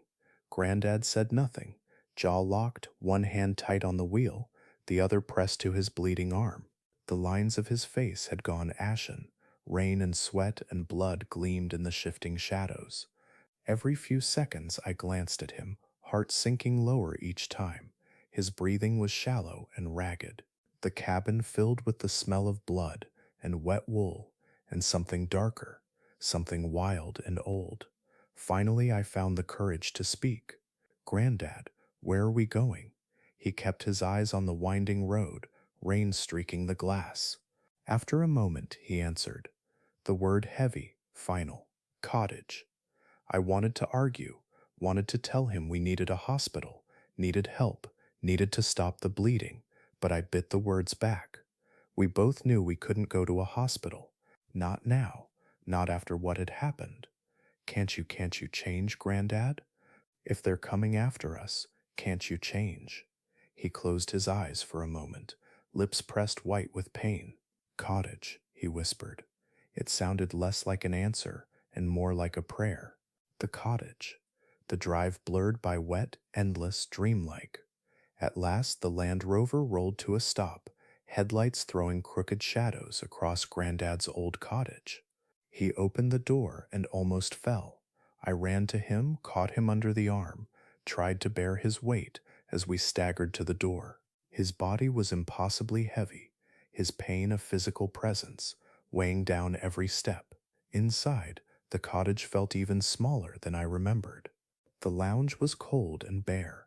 A single lamp glowed on a low table, throwing golden ovals on the cracked plaster walls. There was nowhere to hide from the storm. I helped Grandad collapse onto the sofa. He looked so much older than before, his skin drawn and pale, his mouth pressed to a thin line of pain. His blood had stained his shirt nearly brown. Help me. Need this off. His words were clipped, slurred with exhaustion. With trembling hands, I unbuttoned his shirt, peeling it gently from his shoulder. Blood welled up, sticky and bright. His chest was covered in coarse white hair, scars old and new, blue veins trembling beneath the skin. He looked up at me, his blue eyes shining with something softer. Don't be scared. I won't hurt you. I wanted to answer, but his words dissolved in another groan of pain. Siege. It happened quickly after that. A howl of engines rose in the distance, faint at first, then growing louder, slicing through wind and rain. My heart stuttered in my chest. I ran to the window, pressed my face to the glass. Two cars, headlights dark, rolled to a stop outside. Grandad, they're here. He was lost in pain, eyes rolling back, veins bulging across his forehead and arms. Can't do it. Bullet. He was trying to change, but the wound had broken something deep inside. I turned back to the door just as it exploded inward, a thunderclap of splinters and wind and cold. I dropped to the floor, head ringing, heart pounding so loud I couldn't hear myself scream. I looked up in time to see Grandad crouched by the wall, tense, alive with some last surge of strength. He motioned me back, mouthing silent words, but there was no time. A man filled the doorway, tall, broad, stubble on his chin, shotgun in hand. His eyes found mine, wild and hungry. But Grandad moved first. He sprang impossibly fast, slamming the man into the wall. There was a crunch, a gasp, and then the shotgun fell, sliding across the floor. Grandad staggered toward it, teeth bared in a silent snarl. Another man, young, wild-eyed, hair plastered to his face, charged in, rifle ready. There was a blur of violence. Grandad grabbed for the rifle, blood streaking his hands. A shot rang out, deafening. Grandad roared, fought, tried to wrestle the man to the ground. Suddenly a woman was there, a flash of red hair, a knife gleaming in her hand. She fired something. Wires snaked out, latching into Grandad's back. He jerked, spasmed, crashed to his knees. The rifle's butt smashed into his jaw. He collapsed, motionless. I screamed, dove for the shotgun. Too late. The woman was beside me, calm but trembling, her voice cold as steel. Don't, Jim. Remember who we're here for. The silent chapter wants the boy alive. She smiled at me, eyes burning. She pressed the knife to my throat, her breath hot against my ear. Don't try anything stupid. You don't want to end up like dear old Grandad, do you? I stared at her, at the blood on her hands, at the storm outside. Then she froze. A new sound was rising, steady, impossible, pounding footsteps across the gravel. She looked to the man Jim, she called him, panic rising in her voice. He turned, gun raised, eyes wide, and then the doorway was filled with darkness. Mother, the thing in the doorway blotted out the world behind it. A shadow, impossibly tall, covered in black fur, with silvery blue eyes that glowed in the darkness. It moved with a terrible jerking grace, both man and beast, neither and both.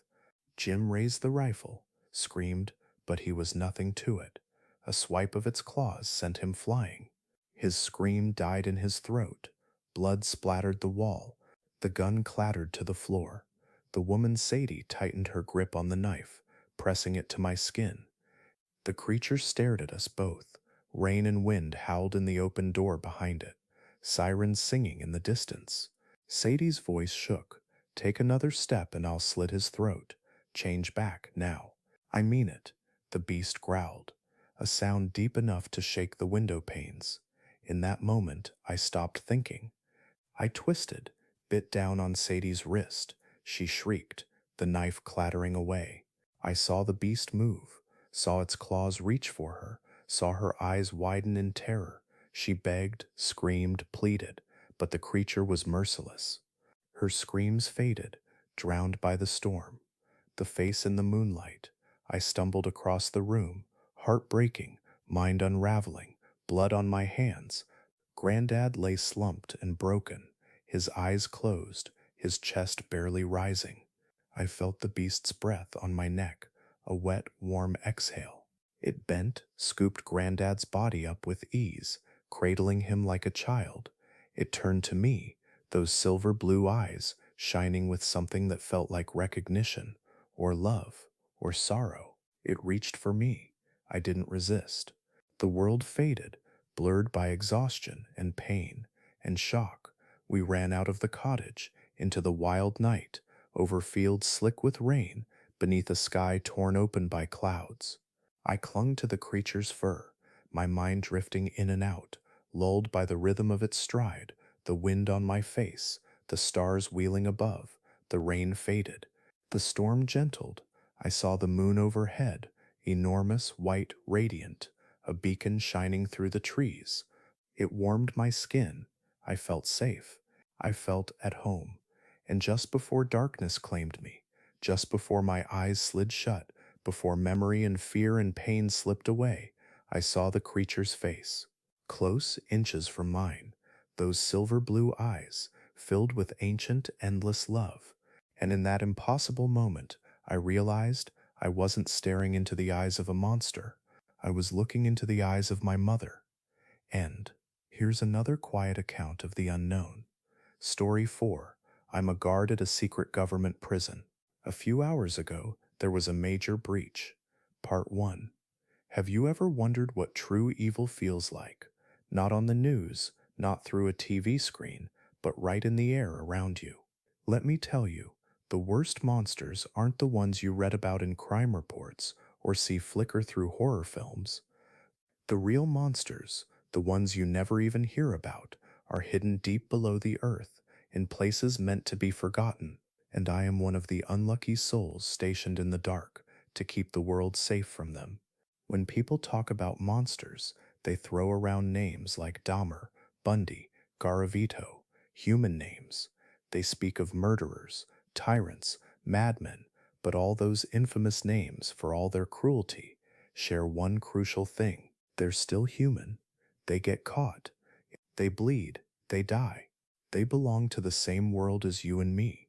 But sometimes in the shadowed cracks between worlds, something else slips through. Something that goes further than madness, further than hate or cruelty, or even the concept of right and wrong. We call them the voids. Creatures, entities, people so warped that the word doesn't quite fit anymore. Nobody knows where they come from. Some say they're born, others that they're made. It doesn't matter. All that matters is that we keep them away from everyone else. That's why the chasm exists. The chasm isn't just a prison, it's an abyss beneath the Atlantic, dug into bedrock so deep that the sun has never once shone on its walls. There's no light down here, no comfort, just the constant hum of ventilation fans, the echo of footsteps, and the low perpetual threat of annihilation. They say we're here to protect the world. Sometimes I wonder if the world even knows how close it is to vanishing. The prisoners aren't just killers or terrorists. They're voids, unkillable, Unnatural, sometimes barely tangible. Each cell custom built to cage something unique and deadly. Most days, all I can do is hope I don't see what's on the other side of those reinforced doors. When I first arrived, there were 32 of them. 32. That number became a kind of curse, always lingering in the back of my mind, echoing through every corridor and every long, sleepless night shift. Security here isn't like anything you can imagine. Each void is locked away with technology no civilians ever seen. Drones with guns, mechanized guards with heavy suits, protocols so secret that the men who wrote them disappeared long ago. But deep down, every guard knows if anything goes wrong, really wrong, all those systems are nothing but delay tactics. If something breaks out, we're just a buffer between the monsters and the rest of humanity. And somewhere above all of us, in some hidden office, sits the ultimate failsafe. Task Force Void Nova Hammer, TFVNH. If they show up, it means the end of the world is already here. So why am I telling you this? Because tonight the system failed, and I don't think I'll live to see the sunrise. My day began as usual. I was on rotation, posted outside the cell of Jim Henninger, though nobody here called him that. We called him the surgeon, a man whose presence makes your skin crawl. 5'7", 135 pounds, a little slip of a thing. But his eyes, if you ever meet his eyes, you'll feel the bottom drop out of your world. His trick? He can disappear, teleport, move from one shadow to the next like mist, blink and he's gone, whispering behind your ear, hands slick with someone's blood. His cell is surrounded by cameras. If even one pair of eyes looks away for a moment, he's gone. And like all the others, he can't be killed. Not really. I finished my shift, heart thudding. Every time I walked away from his door, I tried not to think about what he might do if he got free. Then at last came the briefest window of normalcy. Lunch. The lunchroom was the closest thing to peace in this place. I sat with Sandhu, the only guard here who didn't seem broken. We spoke in low voices, trying to pretend we were anywhere else. Then an alarm. Loud, shrill, unrelenting. A red light flooding the hall. The word breach hammered through the speakers over and over, each syllable a punch to the chest. Sandhu's face went pale. He whispered what we were all thinking. You're fucking kidding me. Up until that moment, we'd only had one real breach. The surgeon. He made it out once, and by the time they caught him, 145 people were dead. That was just one void. If there were more, no one said a word, but I saw the fear in every pair of eyes. We had a procedure, of course, a stack of papers as thick as my fist. But those rules were just words, meaningless when you heard the monsters running loose. Sawson the idiot acted first. He grabbed his rifle, swaggered to the door, ready for a fight. In this place, bravery is the same thing as suicide. He flung the door open.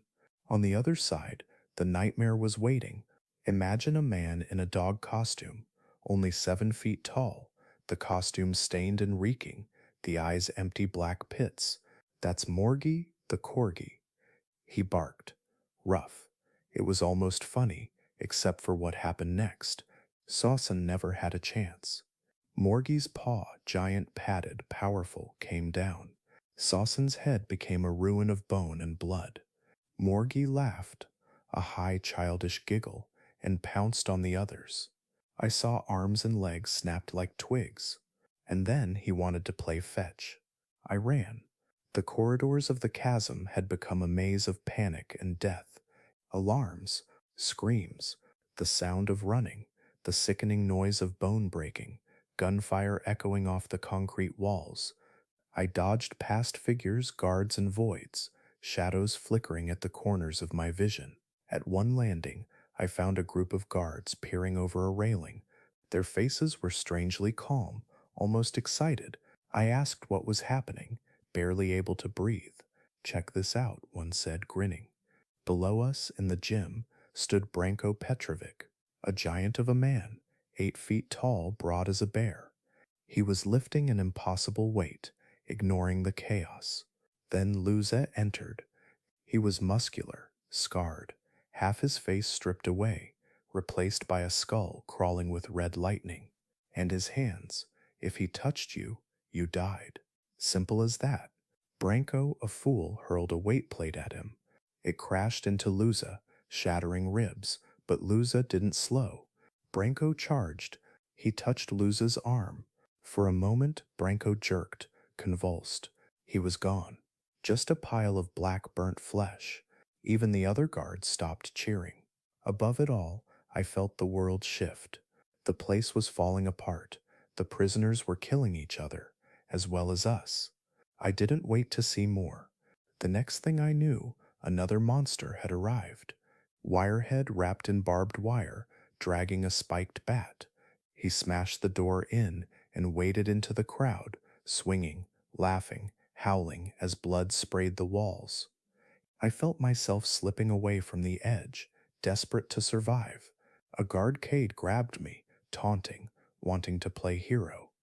I broke his grip, lashed out, anything to get away. I didn't care about pride or protocol, only staying alive. I ran, but everywhere I turned, there was only horror. There was no safe room, no escape. The only hope was to hold on, survive until the end, whatever that meant. And then a voice crackled in my radio. Familiar, a lifeline. Hey, Jason, you alive? Sandu? I clung to that voice. Block C. He'd found something, maybe a chance. I moved, ducking through corridors, breath burning in my lungs. Guards screamed, monsters laughed, the air was thick with blood and fear. I arrived at Block C, but nothing made sense. The world seemed to shudder, as if something enormous was moving in the dark. Diaxek, a figure from nightmares, nearly 10 feet tall, faceless, robed. Anyone who approached him froze, blood trickling from their eyes, dying on their feet. I turned, fleeing, only to find myself face to face with another legend, the undead Nazi. Gas mask, blade, flamethrower, spitting black fire. I was trapped. Then a hand grabbed my sleeve. It was Sandu, pulling me into a hidden door. Inside, darkness swallowed us. The noise outside faded. We found ourselves in a hidden control room, lit by the cold blue glow of surveillance monitors. We watched, helpless, as the chasm fell apart, voids killing guards, voids killing each other. On one screen, the surgeon grinned, scalpel in hand. On another, Morgie gnawed on a severed head. But on a third, Wirehead and Luz faced each other, and suddenly I realized the real battle wasn't just humans versus monsters. It was monsters against monsters. Some twisted part of me felt hope, but I knew better. No matter who survived, humanity lost. The only thing left was to watch and wait for dawn, if it ever came. End of part 1. I'm a guard at a secret government prison. A few hours ago, there was a major breach. Part 2. The darkness was deeper than I'd imagined, more a sensation than an absence of light, swallowing the corners of the hidden surveillance room where Santu and I found ourselves. The only thing keeping the dark at bay was a fractured glow, the flicker of dozens of monitors arranged in a chaotic arc before us. Beyond that soft electric haze, the room stretched into nothingness, boundaries unseen, the air cold and unmoving. Neither of us wanted to find out how far the darkness truly reached. We had no idea who built this place, or for what original purpose. All we knew was that tonight, it was our only sanctuary, if you could call it that. Santu tried to joke, voice barely above a whisper. This place sure gives you the creeps, doesn't it? I almost laughed, but the sound caught in my throat. I sat back in the one creaking chair, its vinyl cracked and sticky, and let my eyes settle on the screens. On each, a new corner of hell played out in real time. It was all so surreal, like watching horror films spliced together at random, but we were in them, trapped behind the curtain, at the mercy of whatever happened next. To distract ourselves, we picked a screen, the most hypnotic one, and watched Wirehead vs. Luze. Who could you root for, really? Both were nightmares brought to life. But there was something about the raw animal violence of their showdown that held us captive. We had a tier system just among the guards, as if it could give us the illusion of control. Tornado to tsunami, hurricane, earthquake, asteroid. It was a childish game in a place where nothing was fair, but it made us feel like maybe we understood the dangers swirling outside. Lusa, high tornado. Wirehead, mid tsunami. It should have been a lopsided contest, but the monsters here never played by the rules. The fight began like something out of a fever dream. Wirehead, with that crude barbed bat still slick with blood, twirled it as if daring Luz to flinch.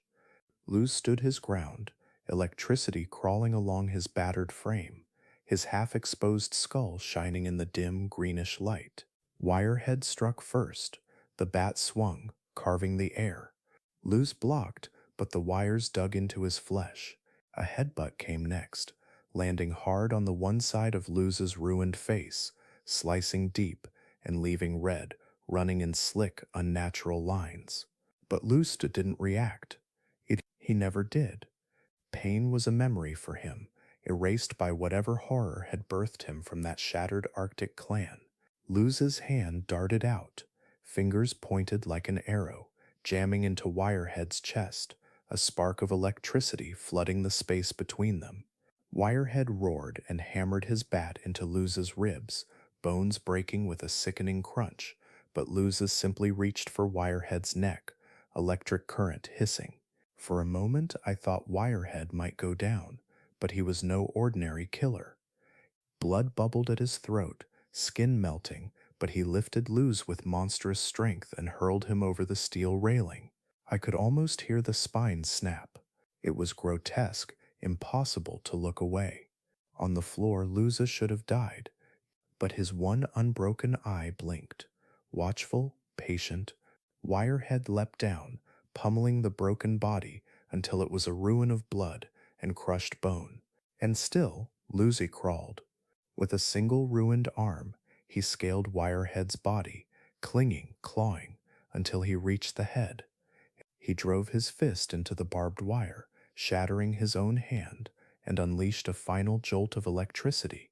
Wirehead staggered, dropped, twitched, and then finally lay still. Sandhu whistled softly. So, I guess he won. I wanted to answer, but my mouth felt dry. Luze lay there, a broken mess, crawling away from the carnage. The current in his hand still flickered. He was ready for another fight, if one found him. His good side was stripped to the bone, his bad side a map of agony. But he crawled on, undeterred. Nice comeback victory, Sandhu said, trying to make light of it. I almost laughed, but the humor felt thin, stretched to breaking. I scanned the other monitors, trying not to think too hard about how resilient you had to be, to keep crawling through hell. Elsewhere, Diaxek was being scorched by the undead Nazis' black flame, reduced to nothing but smoke and silence. On another screen, Morgie the Corgi was toying with the remains of something once called Death Shadow. 3 down, I whispered, but there were still too many left. Then Sandhu nudged my arm, nodding at another screen. Big one coming up. I looked, feeling the now familiar cold crawl up my spine. Trench vs. Senju. Trench ancient diving suit, body a mountain of muscle, face hidden, features warped into migraine-inducing nonsense. Invisible to the naked eye, only cameras could catch him. He killed by sheer strength or by unleashing a death aura, the pressure of the ocean crushing the life from anyone who strayed too close. Senju slight, fast, eyes rolling white, veins black and bulging. A martial artist possessed by demons, rumored to have mastered the Wraith style, whatever that meant. He sought only worthy opponents. The weak weren't worth his gaze. They stared each other down, silent titans in a fluorescent-lit kitchen. Senju struck first, his movements a blur, hundreds of blows raining down. But Trench barely budged, letting the strikes fall, unmoved. Senju grinned, a look that was all teeth and madness. The floor cracked beneath their feet, eyes turned white, arms a whirl of violence.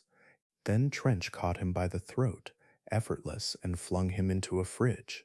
Senju rose, blood smeared down his face, shoulder cracked, but smiling. He screamed, a shriek that made my skin crawl. He hurled knives, most bouncing off Trench's suit. One stuck deep into the distorted head. Trench ripped it out and flung it back. Senju caught it, laughing, then charged, blade flashing. Blue blood spurted onto the floor as the knife chewed into Trench's head. The knife broke. Trench punched, bones cracking in Senju's arm as he blocked. Senju staggered, arm limp, then hefted a metal table, slamming it into Trench's head. Both toppled, Senju straddling the monster, smashing a frying pan into his face, again and again. 200 blows. The pan bent, broke, and still he hammered down until Trench's head was mush. Senju stood, howling in triumph, blood spattered and delirious. I glanced at Sandu, both of us numb with horror and awe. Martial arts, eh? Sandu muttered. Senju stumbled, reeling, wild-eyed. He took a step, then another, and his head exploded in a spray of bone and gray. A new figure strode into frame. Satan Botlate, a walking nightmare, red-black metallic flesh, devil's face, fanged mouth, eyes like burning coals. Mechanical wings unfurled, a rocket launcher on one shoulder, a Gatling gun fused to one arm. It moved too fluidly to be a machine, too unnatural to be a beast. Unanimously, we'd rated him high earthquake, near the apex of death. Oh shit, Sandhu breathed. I was hoping he didn't escape. I forced myself to look away.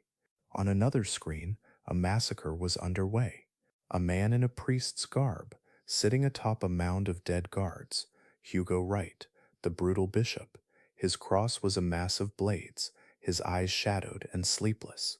He whispered to himself, prayers twisted with malice. He believed killing was a kind of sanctity, a cleansing for a world too corrupt to save. Low hurricane. He slid down his mountain of bodies, stalking the corridors for more victims.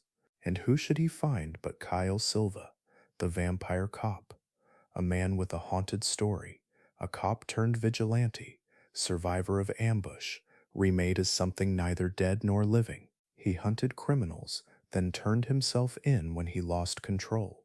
The two regarded each other, hunter and executioner, faith twisted and broken in both. Kale's lips moved. I turned up the volume, chasing the edge of their conversation. I'm gonna have to dispose of you all before it's too late. Scum, an apt description of the ones residing in this place, Hugo replied. But I understand that you're also a man wrought with unforgivable sin. I'll treat you no differently.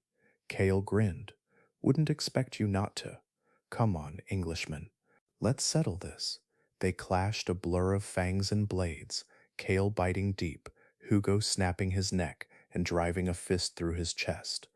Hugo recoiled. Kale's heart burned, searing his palm. Kale reset his neck, gave a bloody smile. I couldn't tell you, buddy. Minutes passed. Each blow shattered bone, ripped flesh, gouged eyes. They wore each other down, neither willing to surrender. You're pretty fucking annoying, aren't you? Kale gasped. Likewise, Hugo coughed. But their fight had drawn new eyes. A massive figure, infernal gladiator, entered trailing flames, clutching a sword wreathed in fire. Two monstrous dogs at his side. The freak, all twisted grin and flickering eyes, and the humanish centipede, a crawling horror with too many arms and too many eyes, face muzzled in iron. Kale and Hugo exchanged glances, a silent pact forming. The monsters here weren't picky about their prey. Oh boy, this is heating up, I whispered. Sandhu didn't answer. I looked over, his face was still focused, listening to something I couldn't hear. What's wrong? I asked quietly. He didn't look at me. I think there might be somebody else in here. Don't turn around. Just keep watching. Pretend you didn't hear it. My heart slowed, cold and heavy. Hear what? I fought to keep my face blank, forcing myself to study the screens as if nothing had changed. But in the dark behind us, the air thickened. 10 seconds crawled by. Then from somewhere, not far behind, came a sound. A giggle. Soft, childlike, muffled by the dark, not loud enough to echo, but near enough to know it was real. I felt every hair on my arms stand on end. I wanted to look, but I didn't. Instead, I fixed my eyes on the nearest monitor and tried to convince myself the only monsters were the ones behind the glass. End of part 2. I'm a guard at a secret government prison. A few hours ago, there was a major breach. Part 3. Just ignore it. That's what Sandu told me, and that's what I told myself as the giggle echoed again. A little louder, a little closer. The monitors still flickered, casting fractured light onto our faces, and somewhere behind us, just beyond the edge of that pale electronic glow, something was laughing, soft and stifled, and terribly, terribly wrong. In the back of my mind, I ran through the list of voids who could have escaped. Some you prayed you'd never meet, even by accident, especially not the rowdy clown. His laughter, they said, was the sound of childhood nightmares remembered in old age, playful, sharp, and always hungry. The giggle came again, scraping along my spine. I muttered a quiet fuck and forced myself to look back at the monitors. In a place like this, resistance was just a story you told yourself. If one of the voids wanted us, there wouldn't be anything left to resist. So we watched the chaos outside, pretending our little room was safe, pretending the walls were real. On the screens, Hugo and Kale were staring down the infernal gladiator and his monsters, a showdown written in blood and flame. Kale glanced over at Hugo. You regenerate quickly? Hugo stretched his neck, the motion almost casual. Don't call me Englishman. And no, not faster than anyone else. But no matter, God has given me a commission. I won't die until my duty's fulfilled. Kale barked a short, bitter laugh. You're a real piece of work, British boy. Let's see if your God helps us make it out. Across from them, the gladiator grinned, eyes like burning coals. You two aren't who I'm looking for, he bellowed, and dropped the leashes. The freak lunged 6 steps, face full of teeth, arms dangling like ropes, but Hugo moved first, caving in the creature's skull with one blow, snapping its neck with the other. The centipede dragged itself toward Kyle, arms and eyes everywhere, iron muzzle grating across the tiles. Who the fuck created this thing? Kyle hissed, just before it reared up and swiped at him with 2 glistening arms. He kicked it away, knocking the muzzle off, and instantly regretted it. Beneath, rows of spikes and a squirming mass of flesh-colored tentacles writhed. One whipped around Kale's leg, yanking him down hard. God damn it, he shouted, struggling as the tentacles wrapped tight. Hugo didn't hesitate. He stomped the centipede's head, again and again, until nothing remained but a ruin of bone and twitching limbs. He looked at Kale, face cold. Take his name in vain again, and our alliance is over. Kale shook the tentacle off, shuddering. Yeah. Holy fucking shit, this is nasty. Now there were only 3 left standing. The gladiator's lips twisted into a sneer. Congratulations. You two have earned the privilege of being my combat slaves. I would literally rather fucking die, Kale shot back. I submit myself to God and God only. Diseases like you shall perish at his will, Hugo said, eyes burning. The gladiator drew his sword, a slab of burning metal, smoke trailing in its wake. Then so be it. They attacked in tandem, desperate and fearless, but the heat of the gladiator's blade singed them both. Kale managed to sink his teeth into the gladiator's shoulder, tearing free a chunk of charred flesh, burning his own face in the process. Ugh. He spat, scorched and bleeding. Not my cup of tea. You all right? Hugo asked, not unkindly. I'll heal, but Kale's face was gray, and the wound across his chest steamed. The gladiator swung, catching Kale with a massive punch that crushed his torso and sent him flying into a steel rail, bending it like paper. Hugo exhaled, battered but still moving. The situation has become bothersome. He threw himself at the gladiator, fists and feet landing with inhuman precision, shattering armor, breaking bone. But the gladiator's blows were worse. After a minute, Hugo's arm dangled useless, ribs caved in, his face blackened and blistered. Still, he smiled. God wills it, he whispered, tears in his eyes. He stripped off his robe, revealing a lattice-work of scars glowing now, deep and crimson, burning through pale flesh. The gladiator roared, blade swinging for Hugo's throat. But something changed. The sword shattered into dust, metal crumbling to the floor. A hole yawned in the gladiator's chest.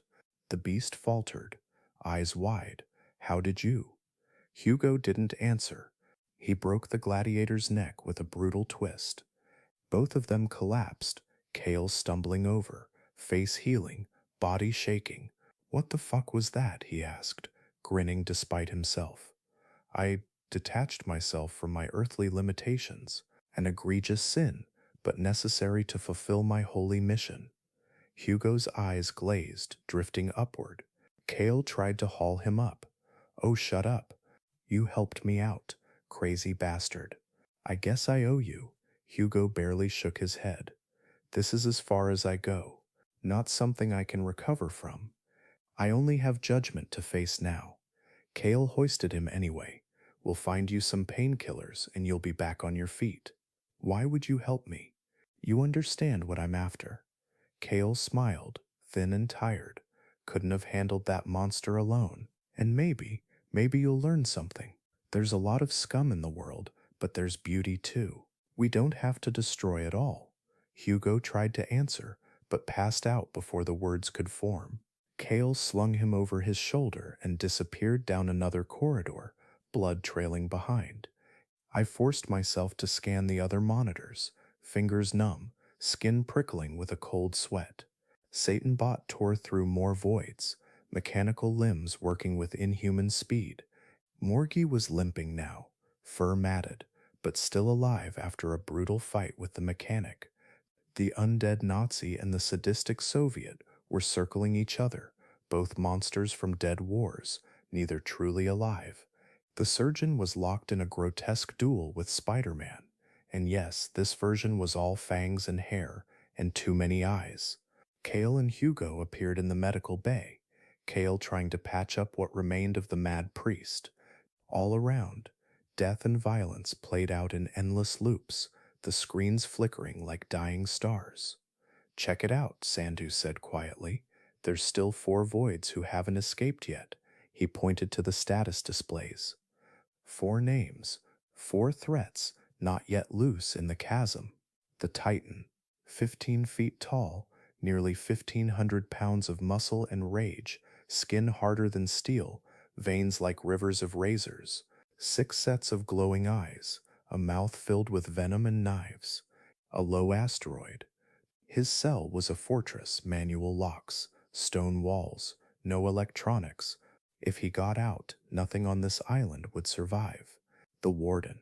Tall, thin, silver hair slicked back, eyes shadowed and dead. A former prison master, or so they said, whose idea of discipline had claimed hundreds of lives. His cell door stood open, bodies piled at his feet, but he just sat in silence, waiting, plotting, the calamity. No one knew what it was. No cameras, no monitors, just a panel with 3 lights, green, yellow, red. Green was safe, yellow meant run, red meant the end. High asteroid, the only one, the kid. Small, slight, dark hair, and sad eyes. 16, maybe. Killed his whole village, they said, but he mostly just stared at the floor, meek, silent. His powers were extraordinary, but nobody knew what that meant. We didn't even rate him, but orders were orders. He stayed locked up. I tried to push away the strange, gnawing sense of pity that crept in around the edges of my fear. Not all the monsters here deserved their cages. But then, Who was I to decide? I shifted to another monitor, trying to clear my mind. Jack the Ripper was fighting for his life, face torn, eyes gone, body riddled with blades. His opponent was Bella Volklin, the bloody painter, a slender woman with a cold smile and red hands. Her fingers flicked, blades appearing in the air and rocketing into Jack's ruined body, one after another, until finally he fell. Profiteur de l'enfer, she whispered, and the legend ended there. Bella staggered, holding her ribs, and came across Lucy. He should have been dead, but was walking again, regenerating faster than I could understand. They faced each other. Its Bella stuck out her hand. Luce, silent, shook it. Another team, another gamble. I watched as Morgie limped towards Satan Bot, two nightmares on a collision course. The undead Nazi clashed with the sadistic Soviet, flesh and metal tearing in a storm of violence. The surgeon tangled with Spider-Man, more limbs, more blood, more screams. Kale tended to Hugo, both battered but alive. So many deaths, so many more to come. And then raucous laughter broke the stillness behind us, shattering the spell of the screens. I turned to Sandhu, panic in my chest, but he was as pale as I was. Footsteps scraped on the concrete, and a figure emerged from the shadows. Not a void, not what I'd expected at all. A man mid-20s, messy dirty blonde hair, Hawaiian shirt, khaki shorts, smiling, eyes bloodshot, wild. He looked around, laughed again, arms wide as if to embrace the chaos. There's shit in both of your pants right now, isn't there? Don't lie to me. Well, the joke's gone on long enough. Who the fuck are you? Sandhu demanded. The man grinned, hands up in mock surrender. Relax. I'm just an observer here. But he turned to the screens, eyes lighting up with feverish glee. Looks like the preliminaries are over. Time for the good shit. And just like that, I realized something terrible. This story wasn't just about monsters in cages. It was about the people watching too. And sometimes the ones who come from the dark aren't the most dangerous at all. End of part 3. I'm a guard at a secret government prison. A few hours ago, there was a major breach. Part 4. I'm so sorry, I forgot to introduce myself. The strange man smiled, stepping closer, his gaze alive with a bright, volatile light. In the dim, tangled shadows of that hidden surveillance room, he looked both impossibly ordinary and deeply wrong. I caught the volcanoes simmering in his eyes, dormant for now, but ready to erupt at the smallest tremor. I found myself inching back, heart thudding. But Sandhu, for whatever reason, stood his ground, tall, broad, maybe just too stubborn to show fear. The name's Adrian Nyquist, the man said, almost humming, as if pleased just to say it aloud. He thrust out a hand, and when neither of us moved, he shrugged, sniffed at his own collar. Guess it's me, huh? Gotta shower more, Adrian. He snorted at his own joke, laughter quick and sharp. Sandhu wasn't laughing. Who the fuck are you? He didn't bother with small talk now. Just the question, direct and dangerous. Adrian grinned. Okay, big guy. Scary stuff, right? What do you bench? 3 plates and change. Sandhu opened his mouth, but Adrian just waved him off. It's fine, I'll explain. The situation's weird enough already. I tried to muster some kind of humor. Just a little. Adrian plopped down on the floor and exhaled, almost giddy. I don't want to get deep here. Not really my style. But let me drop the bomb. I caused the breach. I nearly choked. The words felt heavy, impossible. What? What the fuck do you mean? He didn't miss a beat. I meant what I said. I let them all out. But how? I stammered. He pantomimed typing on an invisible keyboard.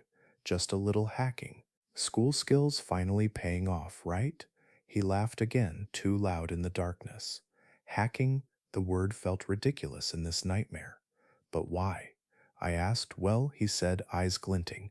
That's where it gets crazy. Ever hopped to dimensions? I stared at him, lost. Have I ever what? He shook his head, grinning wider. You're uninitiated. The logistics are tricky, much harder than hacking some dumb lock. But I'm learning. I'm a jumper. That's what they call us.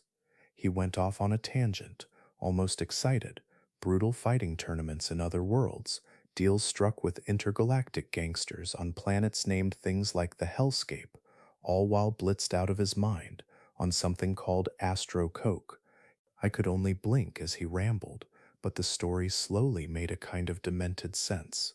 He'd made a deal, promised an unbeatable fighter for the next tournament, spent the money and the drugs, and now had to deliver. So you unleashed all these voids, all these monsters, just for a tournament? Sandhu spat, rage trembling in his voice. Hundreds of guards are dead. People are dead. Adrian rolled his eyes, picked imaginary lint from his shirt. Yeah, okay. Real loss, huh? I'm just living my life here, man. You're insane, Sandhu said. Adrian only laughed. Feel better now? You want to fight? Fine, come on then. And just like that, Sandhu lunged, muscles tensed, technique perfect. But Adrian didn't budge. He barely seemed to notice, just fished a cigarette from his pocket and dangled it between his teeth. Steroids, training, weird dimensional supplements. You don't survive out there if you're weak. He lifted Sandhu by the collar, dropped him back with embarrassing ease. Given the circumstances, I'll forget that happened. Now, let's just sit tight and watch the show. I raised a hand, swallowing my nerves. One last question. He groaned but gestured for me to go ahead. The last void standing. You expect to take them to this tournament. Aren't they stronger than you? He grinned almost childlike. Well, yeah, I'm not recruiting chumps. So how will you convince them to go with you? For a long, uncomfortable moment, he just stared, blank. Then he cracked his knuckles. Well, you know what they say. You just gotta live in the now. I could only shake my head. Would an idiot get this far? He asked, smug as ever. Maybe not. We'll see, I muttered. But in the end, there wasn't anything we could do. This had moved past any sense of control, any hope of justice or vengeance. All we could do was watch. On the monitors, the chaos only grew. The undead Nazi, battered and limping, barely holding himself together after a brutal victory. His mask was shattered, jaw exposed and rotting. He stumbled along, alone among the bodies. Adrian scoffed. Missed the World War II rematch. Hope you're happy. In another corner of the prison, Satanbot had detonated an entire corridor, taking Morgie with him, nothing left but ruin.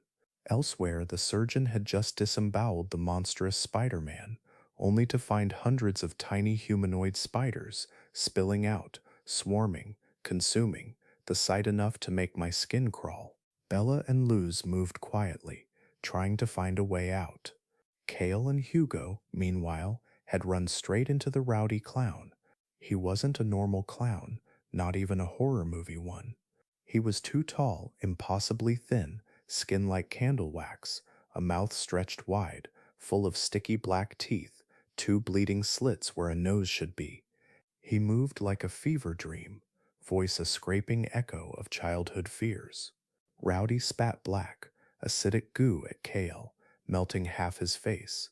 Kyle tried to wipe it away, only pulling loose strips of his own flesh.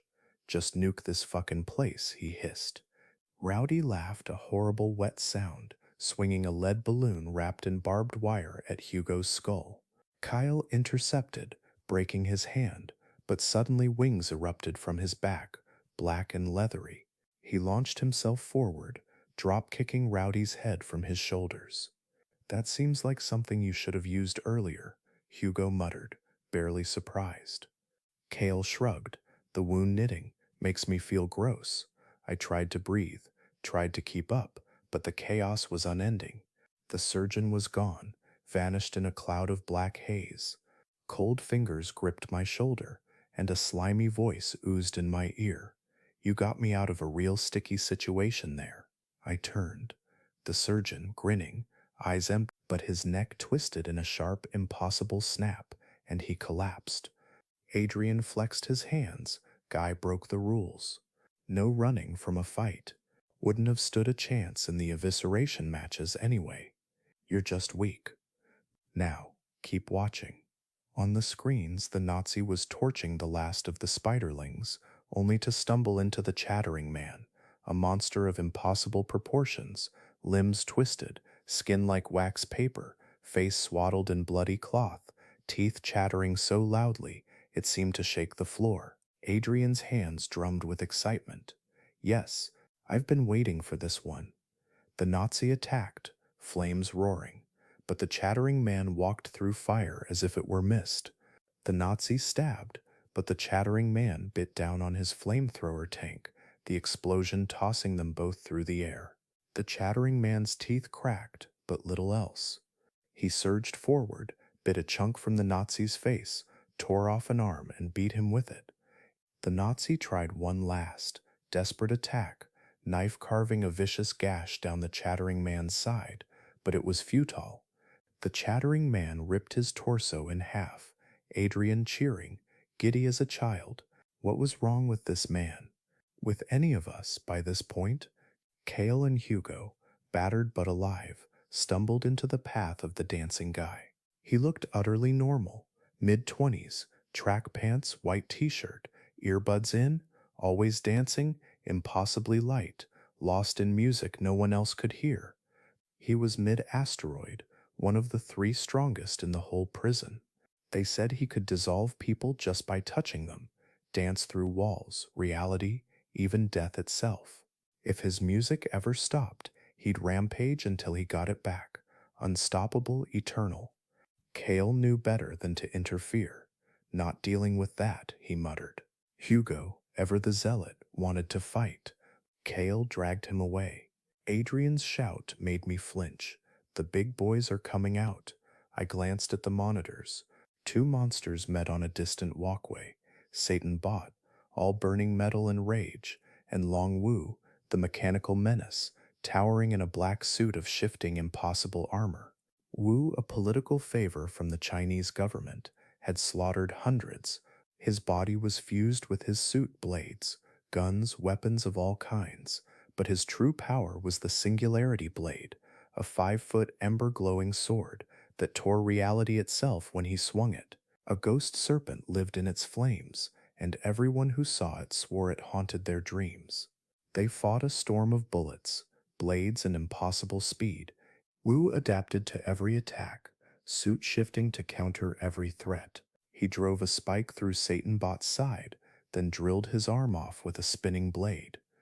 But Satan Bot countered, tail whipping, firing a hidden cannon that blasted a hole clean through the chasm's ceiling.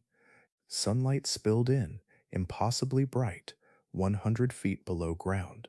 Wumu dodged, then obliterated Satan Bot with a hail of grenades. Adrian was breathless, eyes wild. That's my boy. We're gonna win the whole tournament. I watched Bella and lose. They'd seen the breach in the ceiling, and Bella, desperate, made a break for it. She leaped, aiming for freedom, but a massive hand caught her by the neck. From the surface, a colossal figure dropped down, clad in unfamiliar armor, visor glinting. He strangled Bella as if she weighed nothing, surveying the carnage with utter calm. What a mess, he intoned, voice booming across the wreckage. It's time to enforce justice. Adrian almost shook apart with excitement. They're here. They're finally here. The semi-finals. Who? I managed. The alpha boys and girls, Adrian said, grinning like a wolf. The apex predators. Task Force Void Nova Hammer. And in that moment, with sunlight bleeding into the darkness and monsters squaring off in every hall, I realized we were only halfway through the nightmare. End of Part 4. I'm a guard at a secret government prison. A few hours ago, there was a major breach. Part 5. You know, it's strange what the mind clings to when the world's ending. Most of the guards here always fantasized about the day they'd see Task Force Void Nova Hammer in action. They'd talk in hushed, reverent tones about the stories, their impossible feats, the rumors, the secrets. It was a hero worship. The only kind you get when the world's worst monsters are on the other side of the door. I was always the odd one out. Now, as the chasm burned and bled around me, those guards were long gone, never getting to see the show they'd been waiting for. I'm sorry. That's a distasteful joke. Maybe Adrian's madness was rubbing off on me. Speaking of, Adrian was pacing, feverish, jittery, digging through his pockets while never once taking his eyes off the monitors. Finally, with a muttered curse, he tossed a little bag of powder onto the table. Astro Coke? I asked, only half kidding. He snorted, nah, just the regular stuff. The show's not at its climax yet. Gotta pace myself. And then, like it was nothing, he snorted the entire mound, wiped his nose, and grinned at us, wild-eyed. Yo, he barked, as if he couldn't quite hear himself. You fellas want to hear a secret? We never really had a choice. Task Force Void Nova, whatever. He gestured vaguely at the screens. How do you think the members get recruited? I shrugged numb. Some kind of test, I guess. He barked out a laugh. Nah, they're voids too. That was not what I expected. He went on, half explaining, half taunting. TFVNH was a rotating crew, voids who were powerful but just sane enough to be trusted with the badge. Sometimes different countries even loaned their own voids to each other, like diplomatic gifts or dirty secrets. The reward? A chance to live among regular people, under heavy watch, of course. Sandhu frowned, sizing Adrian up. You sure know a lot of confidential stuff. Who the hell are you? Adrian just leaned back, that familiar, insufferable grin plastered across his face. Nobody, just a dabbler. A jack of all trades, master of a good handful. I turned away from him, unable to decide if I was terrified or just tired. The monitors drew my gaze back in. On one, Bella was still fighting for her life, struggling against a mountain in a mech suit. She tried, she really did. But before she could even conjure her blade spray, her wrist was snapped, the world's strength in a single squeeze. Fils de pute, she spat, the insult lost in her fading breath. That's Kente the Guillotine Sanders, Adrian said, like an excited commentator. Real hard ass. Real black and white justice type. Rehabilitation? Never heard of it. Second chances? Not his thing. He's all about execution. Wiped out Luza's whole village before dragging him in here. Luza attacked, wild with rage, electricity crackling, hands digging into Kente's exposed throat, trying to light him up from the inside. Oh boy, that ain't gonna work, Adrian muttered. And it didn't. Kente took the full brunt of the shock, shrugged it off, then smashed Luz to the floor with bone-shattering force. Bella slipped away, limping, as Kente finished Luz off with a brutal stomp. The sound echoed, wet and final. There's no helping him, Adrian said, shaking his head. The big guy's got history with Luz. No wonder he's pissed. Kente looked up, eyes landing on Wu, the only one who'd watched, unmoving. For a moment, they just sized each other up. Then, like some ancient signal, both leapt forward at once. Their first blows were twin kicks, legs colliding midair with a sickening crunch, the walkway splintering beneath them. Martial arts, sure, but these weren't normal men. Kente was raw power. Umu was every kind of weapon, every dirty trick, every ounce of cunning and technology. Wu shifted, suddenly blasting Kente with shotgun rounds from his suit, shattering the chest plate, sending Kente flying back. He pressed the advantage, grabbed Kente's helmet, slammed it into his knee, shattered it. The air vibrated with the violence. But Kente caught the next blow, broke the saw in his hand, then drove a punch into Wu's gut that splintered his armor like old bone, sending Wu crashing through the rails. Adrian grinned. That's the pulverizing fist. Twists his knuckles at the last second, just drills through flesh. Against regular folks, it's like a chainsaw. Wu's not regular, though. Kente cocked his hand back, pain flashing in his eyes. He was hurt, but so was Wu. You're an impediment to justice, Kente snarled, knuckles cracked and raw, prepare to be executed. But before they could finish, 5 more figures landed around them, dropping down from the gaping hole in the ceiling, one after another. The rest of TFVNH had arrived. Adrian whistled, delighted. The gang's all here. Let's see who's who. He pointed them out, almost proud. Ken the Fugitive, Rayo. Korean American, lean, sharp-eyed, chewing tobacco. His ability?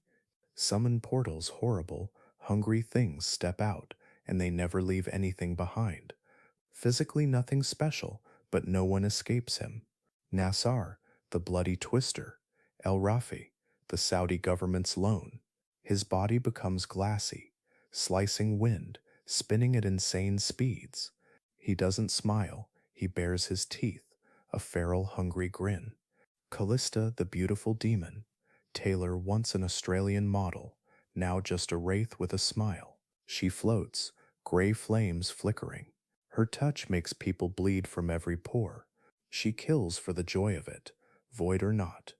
Clint, the normal guy Rockwell, not a void at all, just normal. But in a power suit called the Behemoth, carrying a god-slaying cannon, he stands apart, calm and focused, as if his whole life had led to this. Jack the All-American Barnes, blonde, broad, arrogant. A soldier, a government experiment, the closest thing to a Superman on payroll, minus the flight.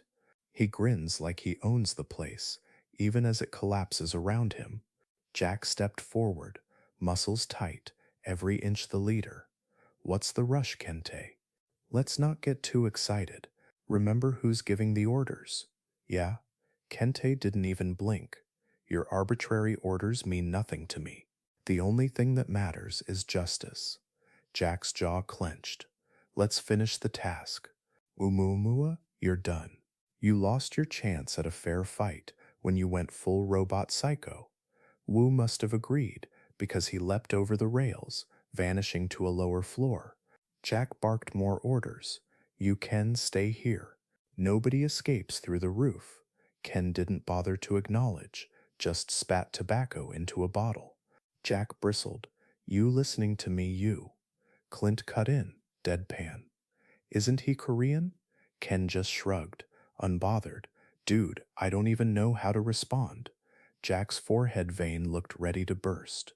Whatever, just listen for once. With that, he led the rest of TFVNH scattering through the chasm, hunting the voids, leaving Ken to watch the roof. I should have been terrified. The world was coming apart around me. Horrors loose, monsters hunting monsters, justice and vengeance, a blood-slicked blur.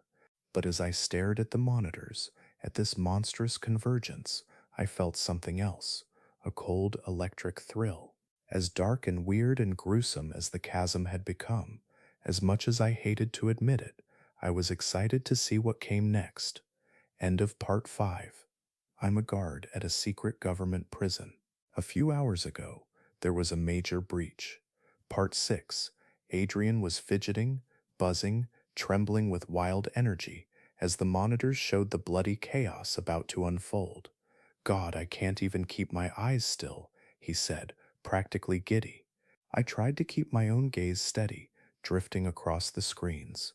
One monitor caught the dancing guy, still lost in his endless shuffle, a spectral figure gliding along a battered walkway. And then Nassar appeared, glassy-eyed and grinning, drifting dangerously close. I held my breath.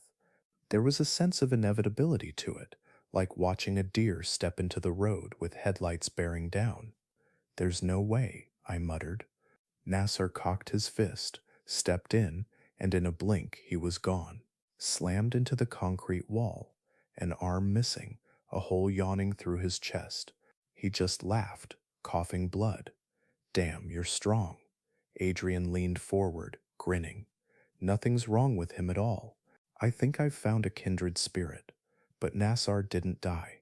He dragged himself from the crater, glass swirling, and knitting his wounds closed. He stretched, nodded at the dancer, and wandered off like it was nothing at all. I didn't know whether to feel relieved or terrified, maybe both. Sandhu beside me seemed lost in another world, eyes fixed on the feed showing the kid, still sitting in his cell, sullen and motionless, as if the entire riot was a distant storm. Before I could ask, Adrian's voice snapped me back. She's found her prey, he pointed. On the monitor, Callista, the beautiful demon, was carving into Kale and Hugo. Kale tried to fend her off, but she was all blades and cold fury. Hugo, battered and pale, staggered beside him. Are you a match for her? Hugo asked, voice thin. Kale shook his head. Doubt it? Hugo just nodded. Then I'll have to detach myself fully. I've been holding back. Kale barked a tired laugh. Sorry, but I'm not letting you die on me. We've been through too much, Psycho. A flicker of something crossed Hugo's face, a sliver of feeling in the hurricane of violence. But Callista was already on them, relentless. Kale took the brunt, stumbling, bleeding, but not backing down. And then, a new figure surged from the shadows. The chattering man, hideous, chattering, limping, but deadly, snatched Callista's arm, biting it clean off. Well, shit, Kale muttered. Looks like God really is looking out for us. The two made their escape, leaving the monsters to rip each other apart. Callista's icy grace clashed with the chatterer's animal savagery.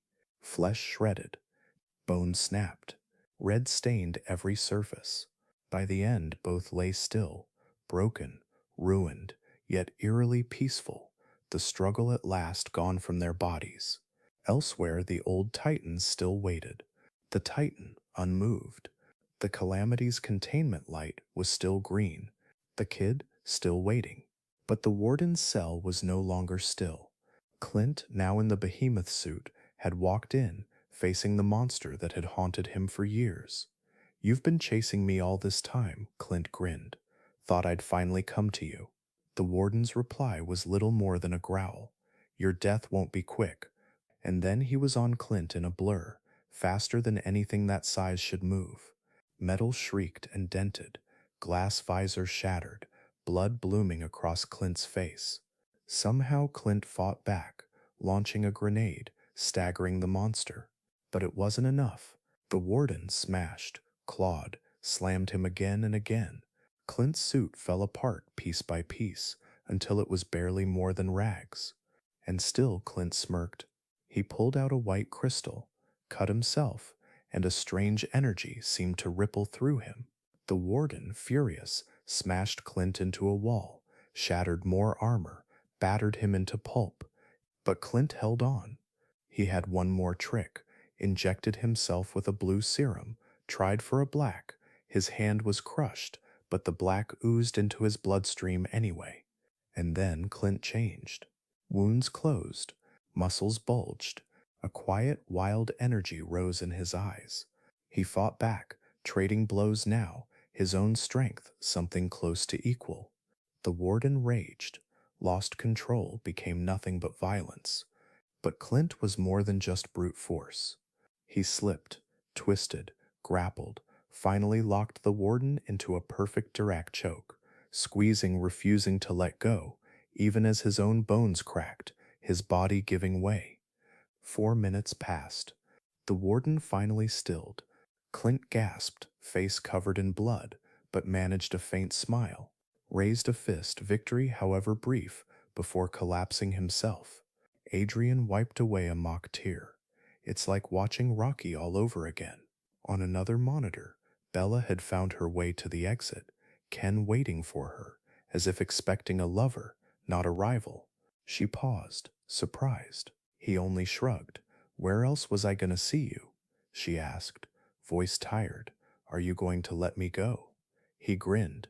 If I did, American Boy would track me down and kick my ass. I gotta wait till he dies first. Wanna talk for a bit? She sighed, the weight of the world in her breath. Their conversation drifted between violence and longing, regret and hope, none of it truly landing anywhere. Finally, she brushed past him. If you want to try and stop me, go ahead. I'll just kick your ass again. He didn't move. You know I'm not going to do that. She walked away, free for a moment. Ken watched her go, a soft smile lingering, even as the world burned behind him. Adrian brought us back to the violence. Gleeful, final chips are falling into place. Jack the All-American had found Wu the mechanical menace. America's always on top, he sneered, squaring off. Elsewhere, Kente, still fueled by twisted justice, had found someone else. I squinted at the grainy footage. Senju, somehow alive. His head now a floating, glowing skull wreathed in shadows. Didn't he die? I asked, dazed. Adrian just chuckled. Don't you know anything about the Wraith style? The revival technique. He's not done yet. Senju screamed. You killed everybody at my fucking dojo. Kente answered, teeth grinding. I enacted justice, and I've waited too long to finish the job. It all felt impossibly surreal, like a fever dream I couldn't wake from. Then a stray thought landed. I looked at Adrian, voice quiet. Didn't you build this place? He shook his head, almost absent-minded. If you didn't, then who? I looked up at Sandhu. His attention was still fixed on the kid. He was the one who'd led me into this room, now that I thought about it. With everything happening, I hadn't questioned it. Now I couldn't avoid the thought, what the hell is going on? End of part 6. I'm a guard at a secret government prison. A few hours ago, there was a major breach. Part 7. Adrian broke the tense silence with a crooked smile. Now even I'm confused. He turned to Sandhu, that old familiar question twisting through the air. What's going on here? Who the hell are you? I echoed it. Yeah, that's a good question. I'd known Sandhu for years. I'd shared stories, shift work, quiet meals, and too many hours of uneasy silence beside him. Yet now, with alarms blaring and the world coming apart, he seemed like a stranger, shadowed, distant, withholding something I couldn't name. He was slow to answer. When he did, his words were smoke and fog. It's complicated, he said at last. And then, changing the subject, aren't you guys missing the show? He was right. The monitors were alive with chaos. Jack was already closing in on Wumu. Jack bellowed, all bravado and bruised pride. Come on, Wu. Show me your kung fu shit. I'll beat you down with good old American boxing. Adrian couldn't help himself. He really thinks Americans invented boxing, huh? Wu didn't bother answering. He fired his hand shotgun, sending Jack careening into a support beam, splintering steel and shattering concrete. Holes riddled the flag across Jack's chest plate, but he just grinned wider, eyes crazed. What followed was a brutal blur. Jack's fists cracked Wudui helmet. Umumua's blade shattered on Jack's arm. Blows rained down, metal and bone, blood and smoke, red and blue light flickering like storm-born lightning. The violence was a strange ballet, both men battered, both refusing to yield. Umuamua's armor buckled, Jack's flesh shredded, and bones laid bare. For a heartbeat, they paused, facing one another, panting in the haze. And then Wu drew his ultimate weapon, the Singularity Blade, blazing red-orange, something eldritch writhing inside. Jack's fists glowing with impossible energy, readied for one last show of force. They clashed, and the world seemed to hold its breath. Serpentine ghosts erupted from the blade, sinking their jaws into Jack, tearing him open. Jack fought back, brutal and relentless, smashing, tearing, enduring. When the smoke cleared, both men were wrecks. Umua's suit shattered. Jack, missing an arm and an eye, still grinned that mad, unyielding grin. They exchanged a wordless moment of respect, and then Jack struck the final blow, sending Wu into the silence. But Jack himself could barely stand, staggering a few steps before sinking into the shadows, a smile still twisted on his lips. Fucking hell, Adrian muttered. Did they both have to die? I'd been so absorbed that I'd almost forgotten the other battle. Kente and Senju, locked in a hopeless struggle. Kente, cold and merciless, broke Senju again and again. But Senju, even as a half-shadow, kept coming, stubborn and furious. Soon Hugo and Kale joined, driven by old grudges and battered hopes. But Kente seemed untouchable. Their blows landed like rain on stone. He barely flinched. He struck them down one by one, his sense of justice a twisted, burning thing. Hugo's eyes flared with something nearly holy. He struck hard enough to mangle Kente's arm, but Kente only grew more frenzied. When Kente finally spoke, his voice was low and seething. I killed him because he stood in the way of justice. One final blow crushed Hugo, tossing him like a broken doll. Kale tried next, brave, foolish, desperate, but Kente shattered him against the wall. Senju stood alone, less confident, less certain, but still burning with something close to hope.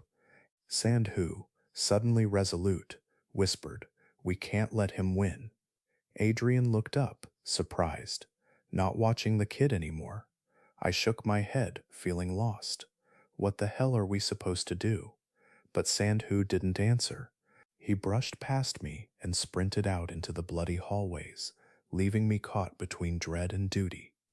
For a moment I hesitated, staring at the monitors and the bodies and the horror pressing in from all sides. But then I ran after him, because that's what you do for friends, even when you're not sure who they really are. The corridors were a graveyard, bodies strewn like broken toys, the floor slick and silent except for my own uneven footsteps. I dreamed of this place before, in half-remembered nightmares, but the reality was colder, sharper. The dusk felt final, inevitable, the last light flickering out behind us. One way or another, it was all coming to an end. End of Part 7. I'm a guard at a secret government prison. A few hours ago, there was a major breach. Part 8. Sandhu disappeared into the haze of ruined corridors, my shouts bouncing off steel and blood-stained tile. Sandhu, what the hell is going on? He pressed on, not even glancing at the carnage left in the wake of monsters and men. I stumbled after him, my steps echoing in the hollow chambers, nerves frayed, and vision swimming. We moved through the maze for what felt like an eternity, 15 minutes, maybe more, before Sandhu halted. The reason was immediately clear. The kid was still in his cell, motionless, head bowed. His eyes didn't rise when we entered. Sandhu just watched him, a strange tenderness softening his features. "Ajay," he finally whispered. The name, like a forgotten melody, seemed to sting. The kid Ajay shook his head, silent tears slipping down his cheeks. "No." His voice cracked. "I can't." Sandhu knelt, and tears sparkled in his own eyes. "I know I said you wouldn't have to, but I was wrong. There's a chance here. We can't ignore it now." Ajay's face twisted with terror. "I can't face him." "It's okay," Sandhu murmured, voice gentle, hands open. "Your gift is yours. Your right to use." Ajay shook, remembering. "You remember what happened. That wasn't your fault, but it was." His voice was breaking apart, softer than the distant alarms. Sandhu held Ajay's face in both hands, eyes unwavering. "You were lied to. By bad people. The same ones who hurt your family. The ones who put you in this place.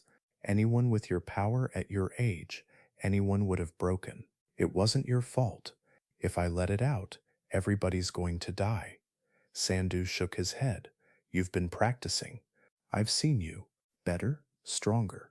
Your father would want you to be brave now. To face this, you're not alone, Ajay." Ajay just wept, knuckles clenched so tight they went white. "I'm sorry," Sandhu said, voice hardening, "but we're out of options. The man who killed your family, he's here. He'll kill you if you don't act. Only you can stop this." A shiver moved through the stale air. For a second, I thought I felt the world tilt. The air grew heavy, thick with something unseen. Ajay stood at last. Sandhu's face was pride and fear, mingled. He turned to me quietly. "I'll explain everything later. But what's about to happen? It'll be dangerous. You don't have to follow. You can stay. Afterward, we'll leave together, if we make it out. But I couldn't stay behind. Not now. Not with dread, gnawing at me in the dark growing teeth. Ajay bolted forward, and Sandhu followed, leaving me in the ruins of my own thoughts. Alone there was nothing but the memory of pain and the echo of other men's screams. I ran after them. We reached the broken bodies of Kale and Hugo, barely clinging to consciousness, sprawled in the dust like discarded dolls. Senju was flattened into the floor, a shadow of his former self. The place smelled of iron and defeat. Kyle looked up, eyes ringed with exhaustion. You guys come to finish the job? His laugh was brittle, hollow. Nothing stopping you. I tried to sound reassuring. You all right? Kyle just grinned. Never better. He nodded toward the walkway. He took off executing justice, all that. What a clown, Sandhu asked. Where did he go? Kale gestured, neck stiff. That way. Good luck. We moved on, hearts in our throats, shadows growing deeper with every step. For the first time, I could see the cracks in Sandhu's confidence, the strain in his face. Yet for Ajay's sake, we pressed on. Kente was waiting, hulking, blood splattered, more beast than man now. He loomed above us, broken armor and a murderous light in his eyes. All his fury focused on Ajay. I found you, he snarled, each word scraping the walls. Sandhu met Ajay's gaze. It's time. Ajay froze, terror hollowing out his face. Ajay? AJ. Sandhu's voice frayed at the edges, desperate. He put himself between Ajay and Kente, ready to die for a promise. Kente sneered. You think I won't kill a guard for justice? Sandhu spat the words like poison. No, I think you'll kill anyone, you psycho. Kente drew back a fist, and I saw my own death waiting there. I was paralyzed, trapped in the moment between breaths. But then a dark, monstrous hand snaked from nowhere, dragging Kente off his feet. A twisted gorilla thing, an abomination of muscle and shadow, slammed Kente through steel and stone. It didn't last. Kente, shrieking, ripped the thing apart with his bare hands, blood and darkness flying. A portal swallowed the remains. Ken stepped from the gloom, weary but defiant. You're not going to make this easy, are you? He grinned. Kente was unraveling, veins writhing beneath his skin, flesh stretching and warping. I just have to eliminate everyone. Sandhu called, Ken, why are you? Ken shrugged. A promise is a promise, but Kente was already attacking, swinging with monstrous force. Ken summoned creatures, ice eagles, demonic samurai, horrors from elsewhere, but Kente tore through them all, even the horned, many-eyed beast that briefly slowed him down. With each blow, Kente grew. Larger, less human, filled with roiling darkness. Ken looked at AJ, fear etched deep. Come on, I know you can do it. AJ trembled, eyes gone glassy. I can't. I'll kill, Ken pleaded. We're gonna die if you don't. Kente's hand closed around my arm. Bones splintered. I hit the wall, pain flooding my world, fading everything but the cold certainty of helplessness. Ken summoned more creatures, but it was never enough. Kente smashed and devoured, blood and ruin everywhere. At last, Ken locked eyes with Ajay. Please, Sandhu lifted his hand, face gone gray and solemn. It's happening. Ajay's body shimmered, trembling, shifting out of focus. His shape blurred, colors deepening, shadow thickening. Twin eyes burning red opened in the darkness within him. The world began to shake, gently at first, then stronger. I lay broken, breath shallow, watching the boy become something more than human, something terrible, and perhaps something necessary. And in the trembling gloom of that ruin, the end began to stir. End of Part 8. I'm a guard at a secret government prison. A few hours ago, there was a major breach. Part 9. Shit. That's the only word that fit. That's all my battered mind could muster as a pressure. Something unnatural filled the ruined corridor around us. It felt less like air and more like the hush before a storm. Ajay the kid wasn't himself anymore. Or maybe he never had been. The power inside him wasn't his alone. It was something else, something old, and waiting, barely restrained. He changed right in front of us. He grew, rising until he stood nearly as tall as Kente, but his form flickered between substance and vapor, impossible to look at directly. Glistening gold replaced dark shadow, radiant, almost holy, yet deeply unnerving. He became a warrior, tall, lean, golden haired, holding a spear of purest light and a small gleaming shield. His armor was sparse, the lines of his body unmistakably human, yet everything about him felt mythic. Beautiful, terrifying, inevitable. Kente only smiled wider, teeth bared in a rictus that stretched too far. Looks like the evil's finally come out, he bellowed, voice splintering the quiet. He charged. Ajay was fast, inhumanly fast. He caught Kente's wild swings, countered with a lance that tore open the behemoth's stomach, then drove him through steel and concrete. But I'd seen this before. Kente, for all his brutality, never stayed down for long. His curse, his nightmare, was evolution. The longer you fought him, the stronger, bigger, and more monstrous he became. Ajay tried to end it quickly, a blur of golden light, slashing Kente again and again until blood soaked the floor. He moved with the desperation of someone who understood exactly what they were up against. But even as Ajay's lance struck home, Kente caught him, iron fingers around his neck, ripping flesh, then hurling him across the wreckage. Ajay's head twisted at a sickening angle. I thought it was over, but Sandhu watched, calm. He'd seen this before. Light burst from Ajay, his form shifting again. Now he was an archer, radiant and armored, firing shafts of light at Kente.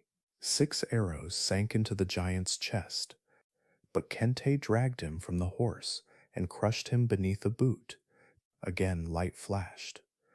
Ajay cycled through forms, a Viking roaring in old tongues, a Zulu warrior dancing between spear and shield, a samurai whose blade shone silver in the low light.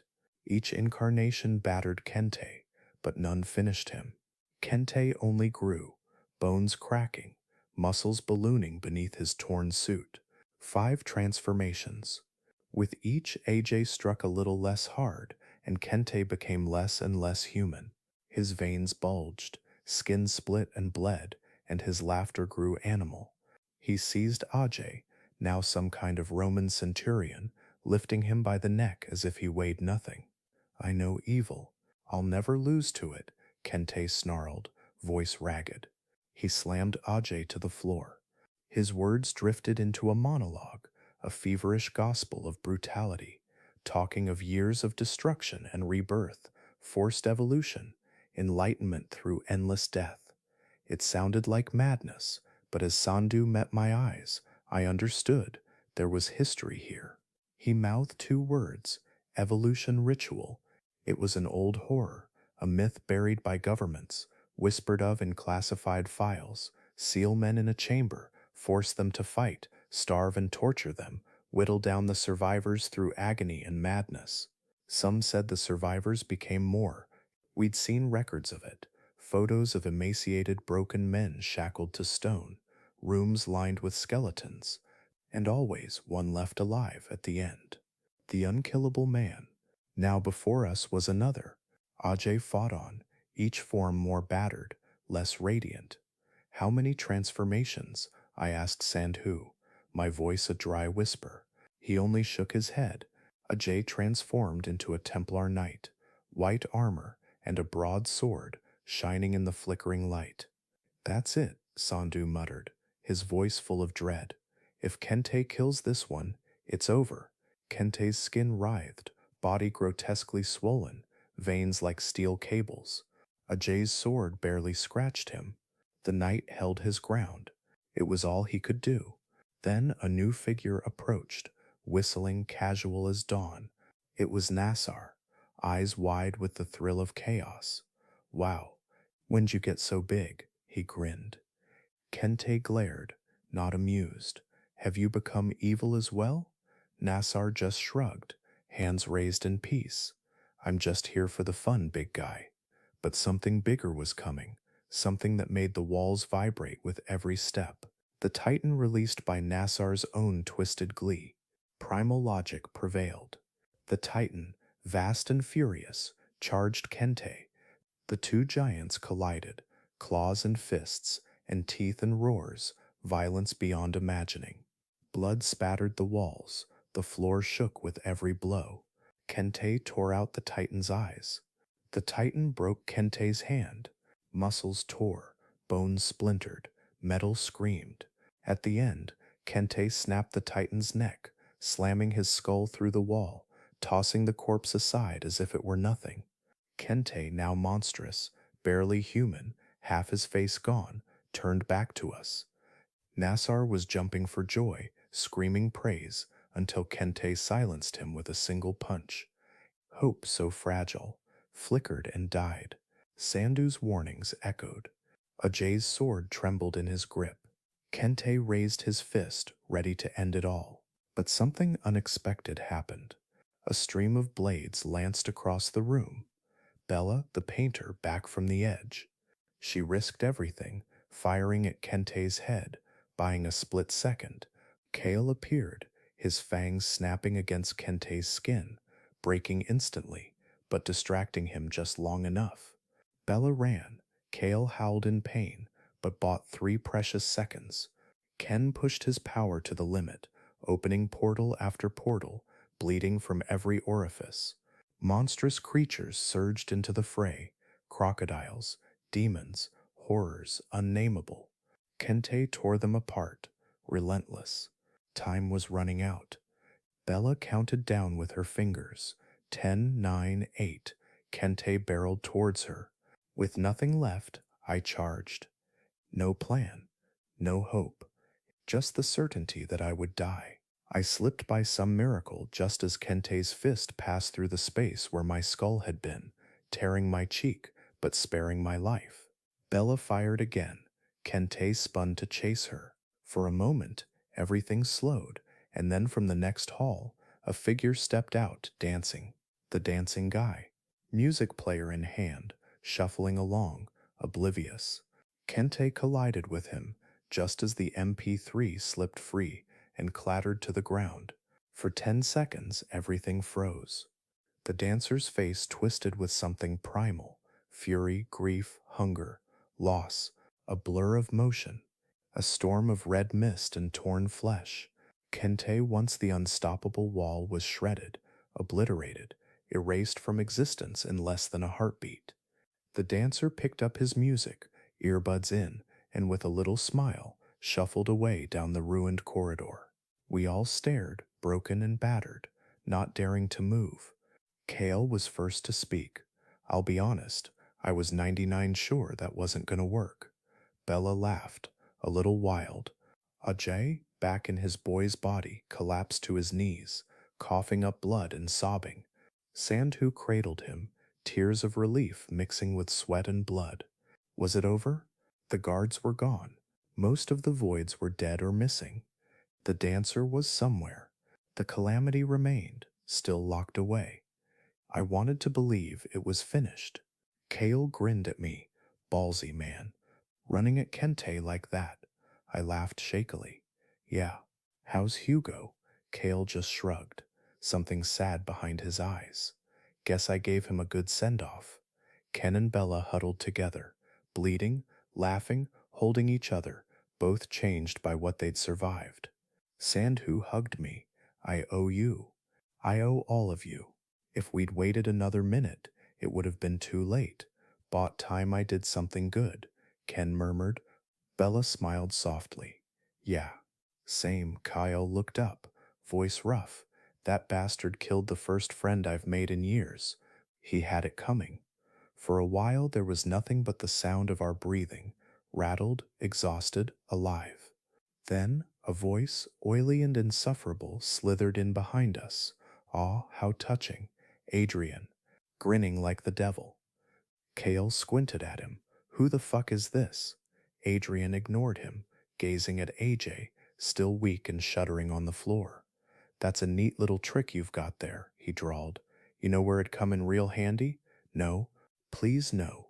His grin widened. The evisceration matches. End of part 9. I'm a guard at a secret government prison. A few hours ago, there was a major breach. Final part. How did we get here? That question echoed, low and steady, in the hollow of my chest as the dust finally began to settle. Everything felt far away. The chaos, the terror, the bloodshed. Now there was only aftermath, the faint hum of something unresolved, some echo that wouldn't quite fade. Adrian laughed, almost giddy, cocaine bright and twitching at the center of our battered little circle. As fun as this all's been. Geez, I almost forgot what I came here for. This coke is deadly sometimes. There's no way in goddamned hell. Don't even fucking say it, Sandu snapped, sudden and fierce. Adrian's grin widened, sharp as a broken bottle. Yeah, look, I get it. Guardian, protector, all very noble, and I'm sure the kid's been through a lot, but I've learned a few things myself. You want him to survive? He's got to get stronger. A lot stronger. You got lucky against Kente next time. Luck won't save you. Sandhu shook his head, jaw tight. You want to throw him to death matches? That's not strength. That's cruelty. I found my own voice, trembling but defiant. You're talking about sending a kid to die, Adrian. Don't pretend it's anything noble. Adrian's eyes snapped to me, all that easy madness gone. For a moment, the weight of him was like lead, suffocating ancient. I fell silent. Some men can talk you into submission. Some can simply be, and you go quiet. Ken stepped up, blood still streaked across his face, barely holding himself upright. We protected the kid. We're not giving him to you. End of story. Adrian's mask slipped. I don't like getting my hands dirty, but he moved faster than I could follow, a flicker of violence, only to be intercepted by Kale, who grimaced, struggling against Adrian's strength. Bones snapped. Kale fell. Bella's blades cut the air, slashing Adrian's arm open, spraying blood against the wall. Adrian roared, "Why are you all so obsessed with this fucking kid?" Ken just shook his head, summoning another portal with a bloody smile.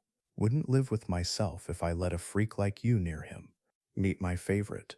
Out stepped a nightmare. A skeleton, big as a truck, burnt flesh dangling, clutching a chainsaw as tall as a man. The chainsaw howled. Hungry. Adrian barely ducked in time, the blade screaming past his face. Kale, battered, joined the attack. Bella, too, cornering Adrian, pressing in. Adrian spat blood and hatred.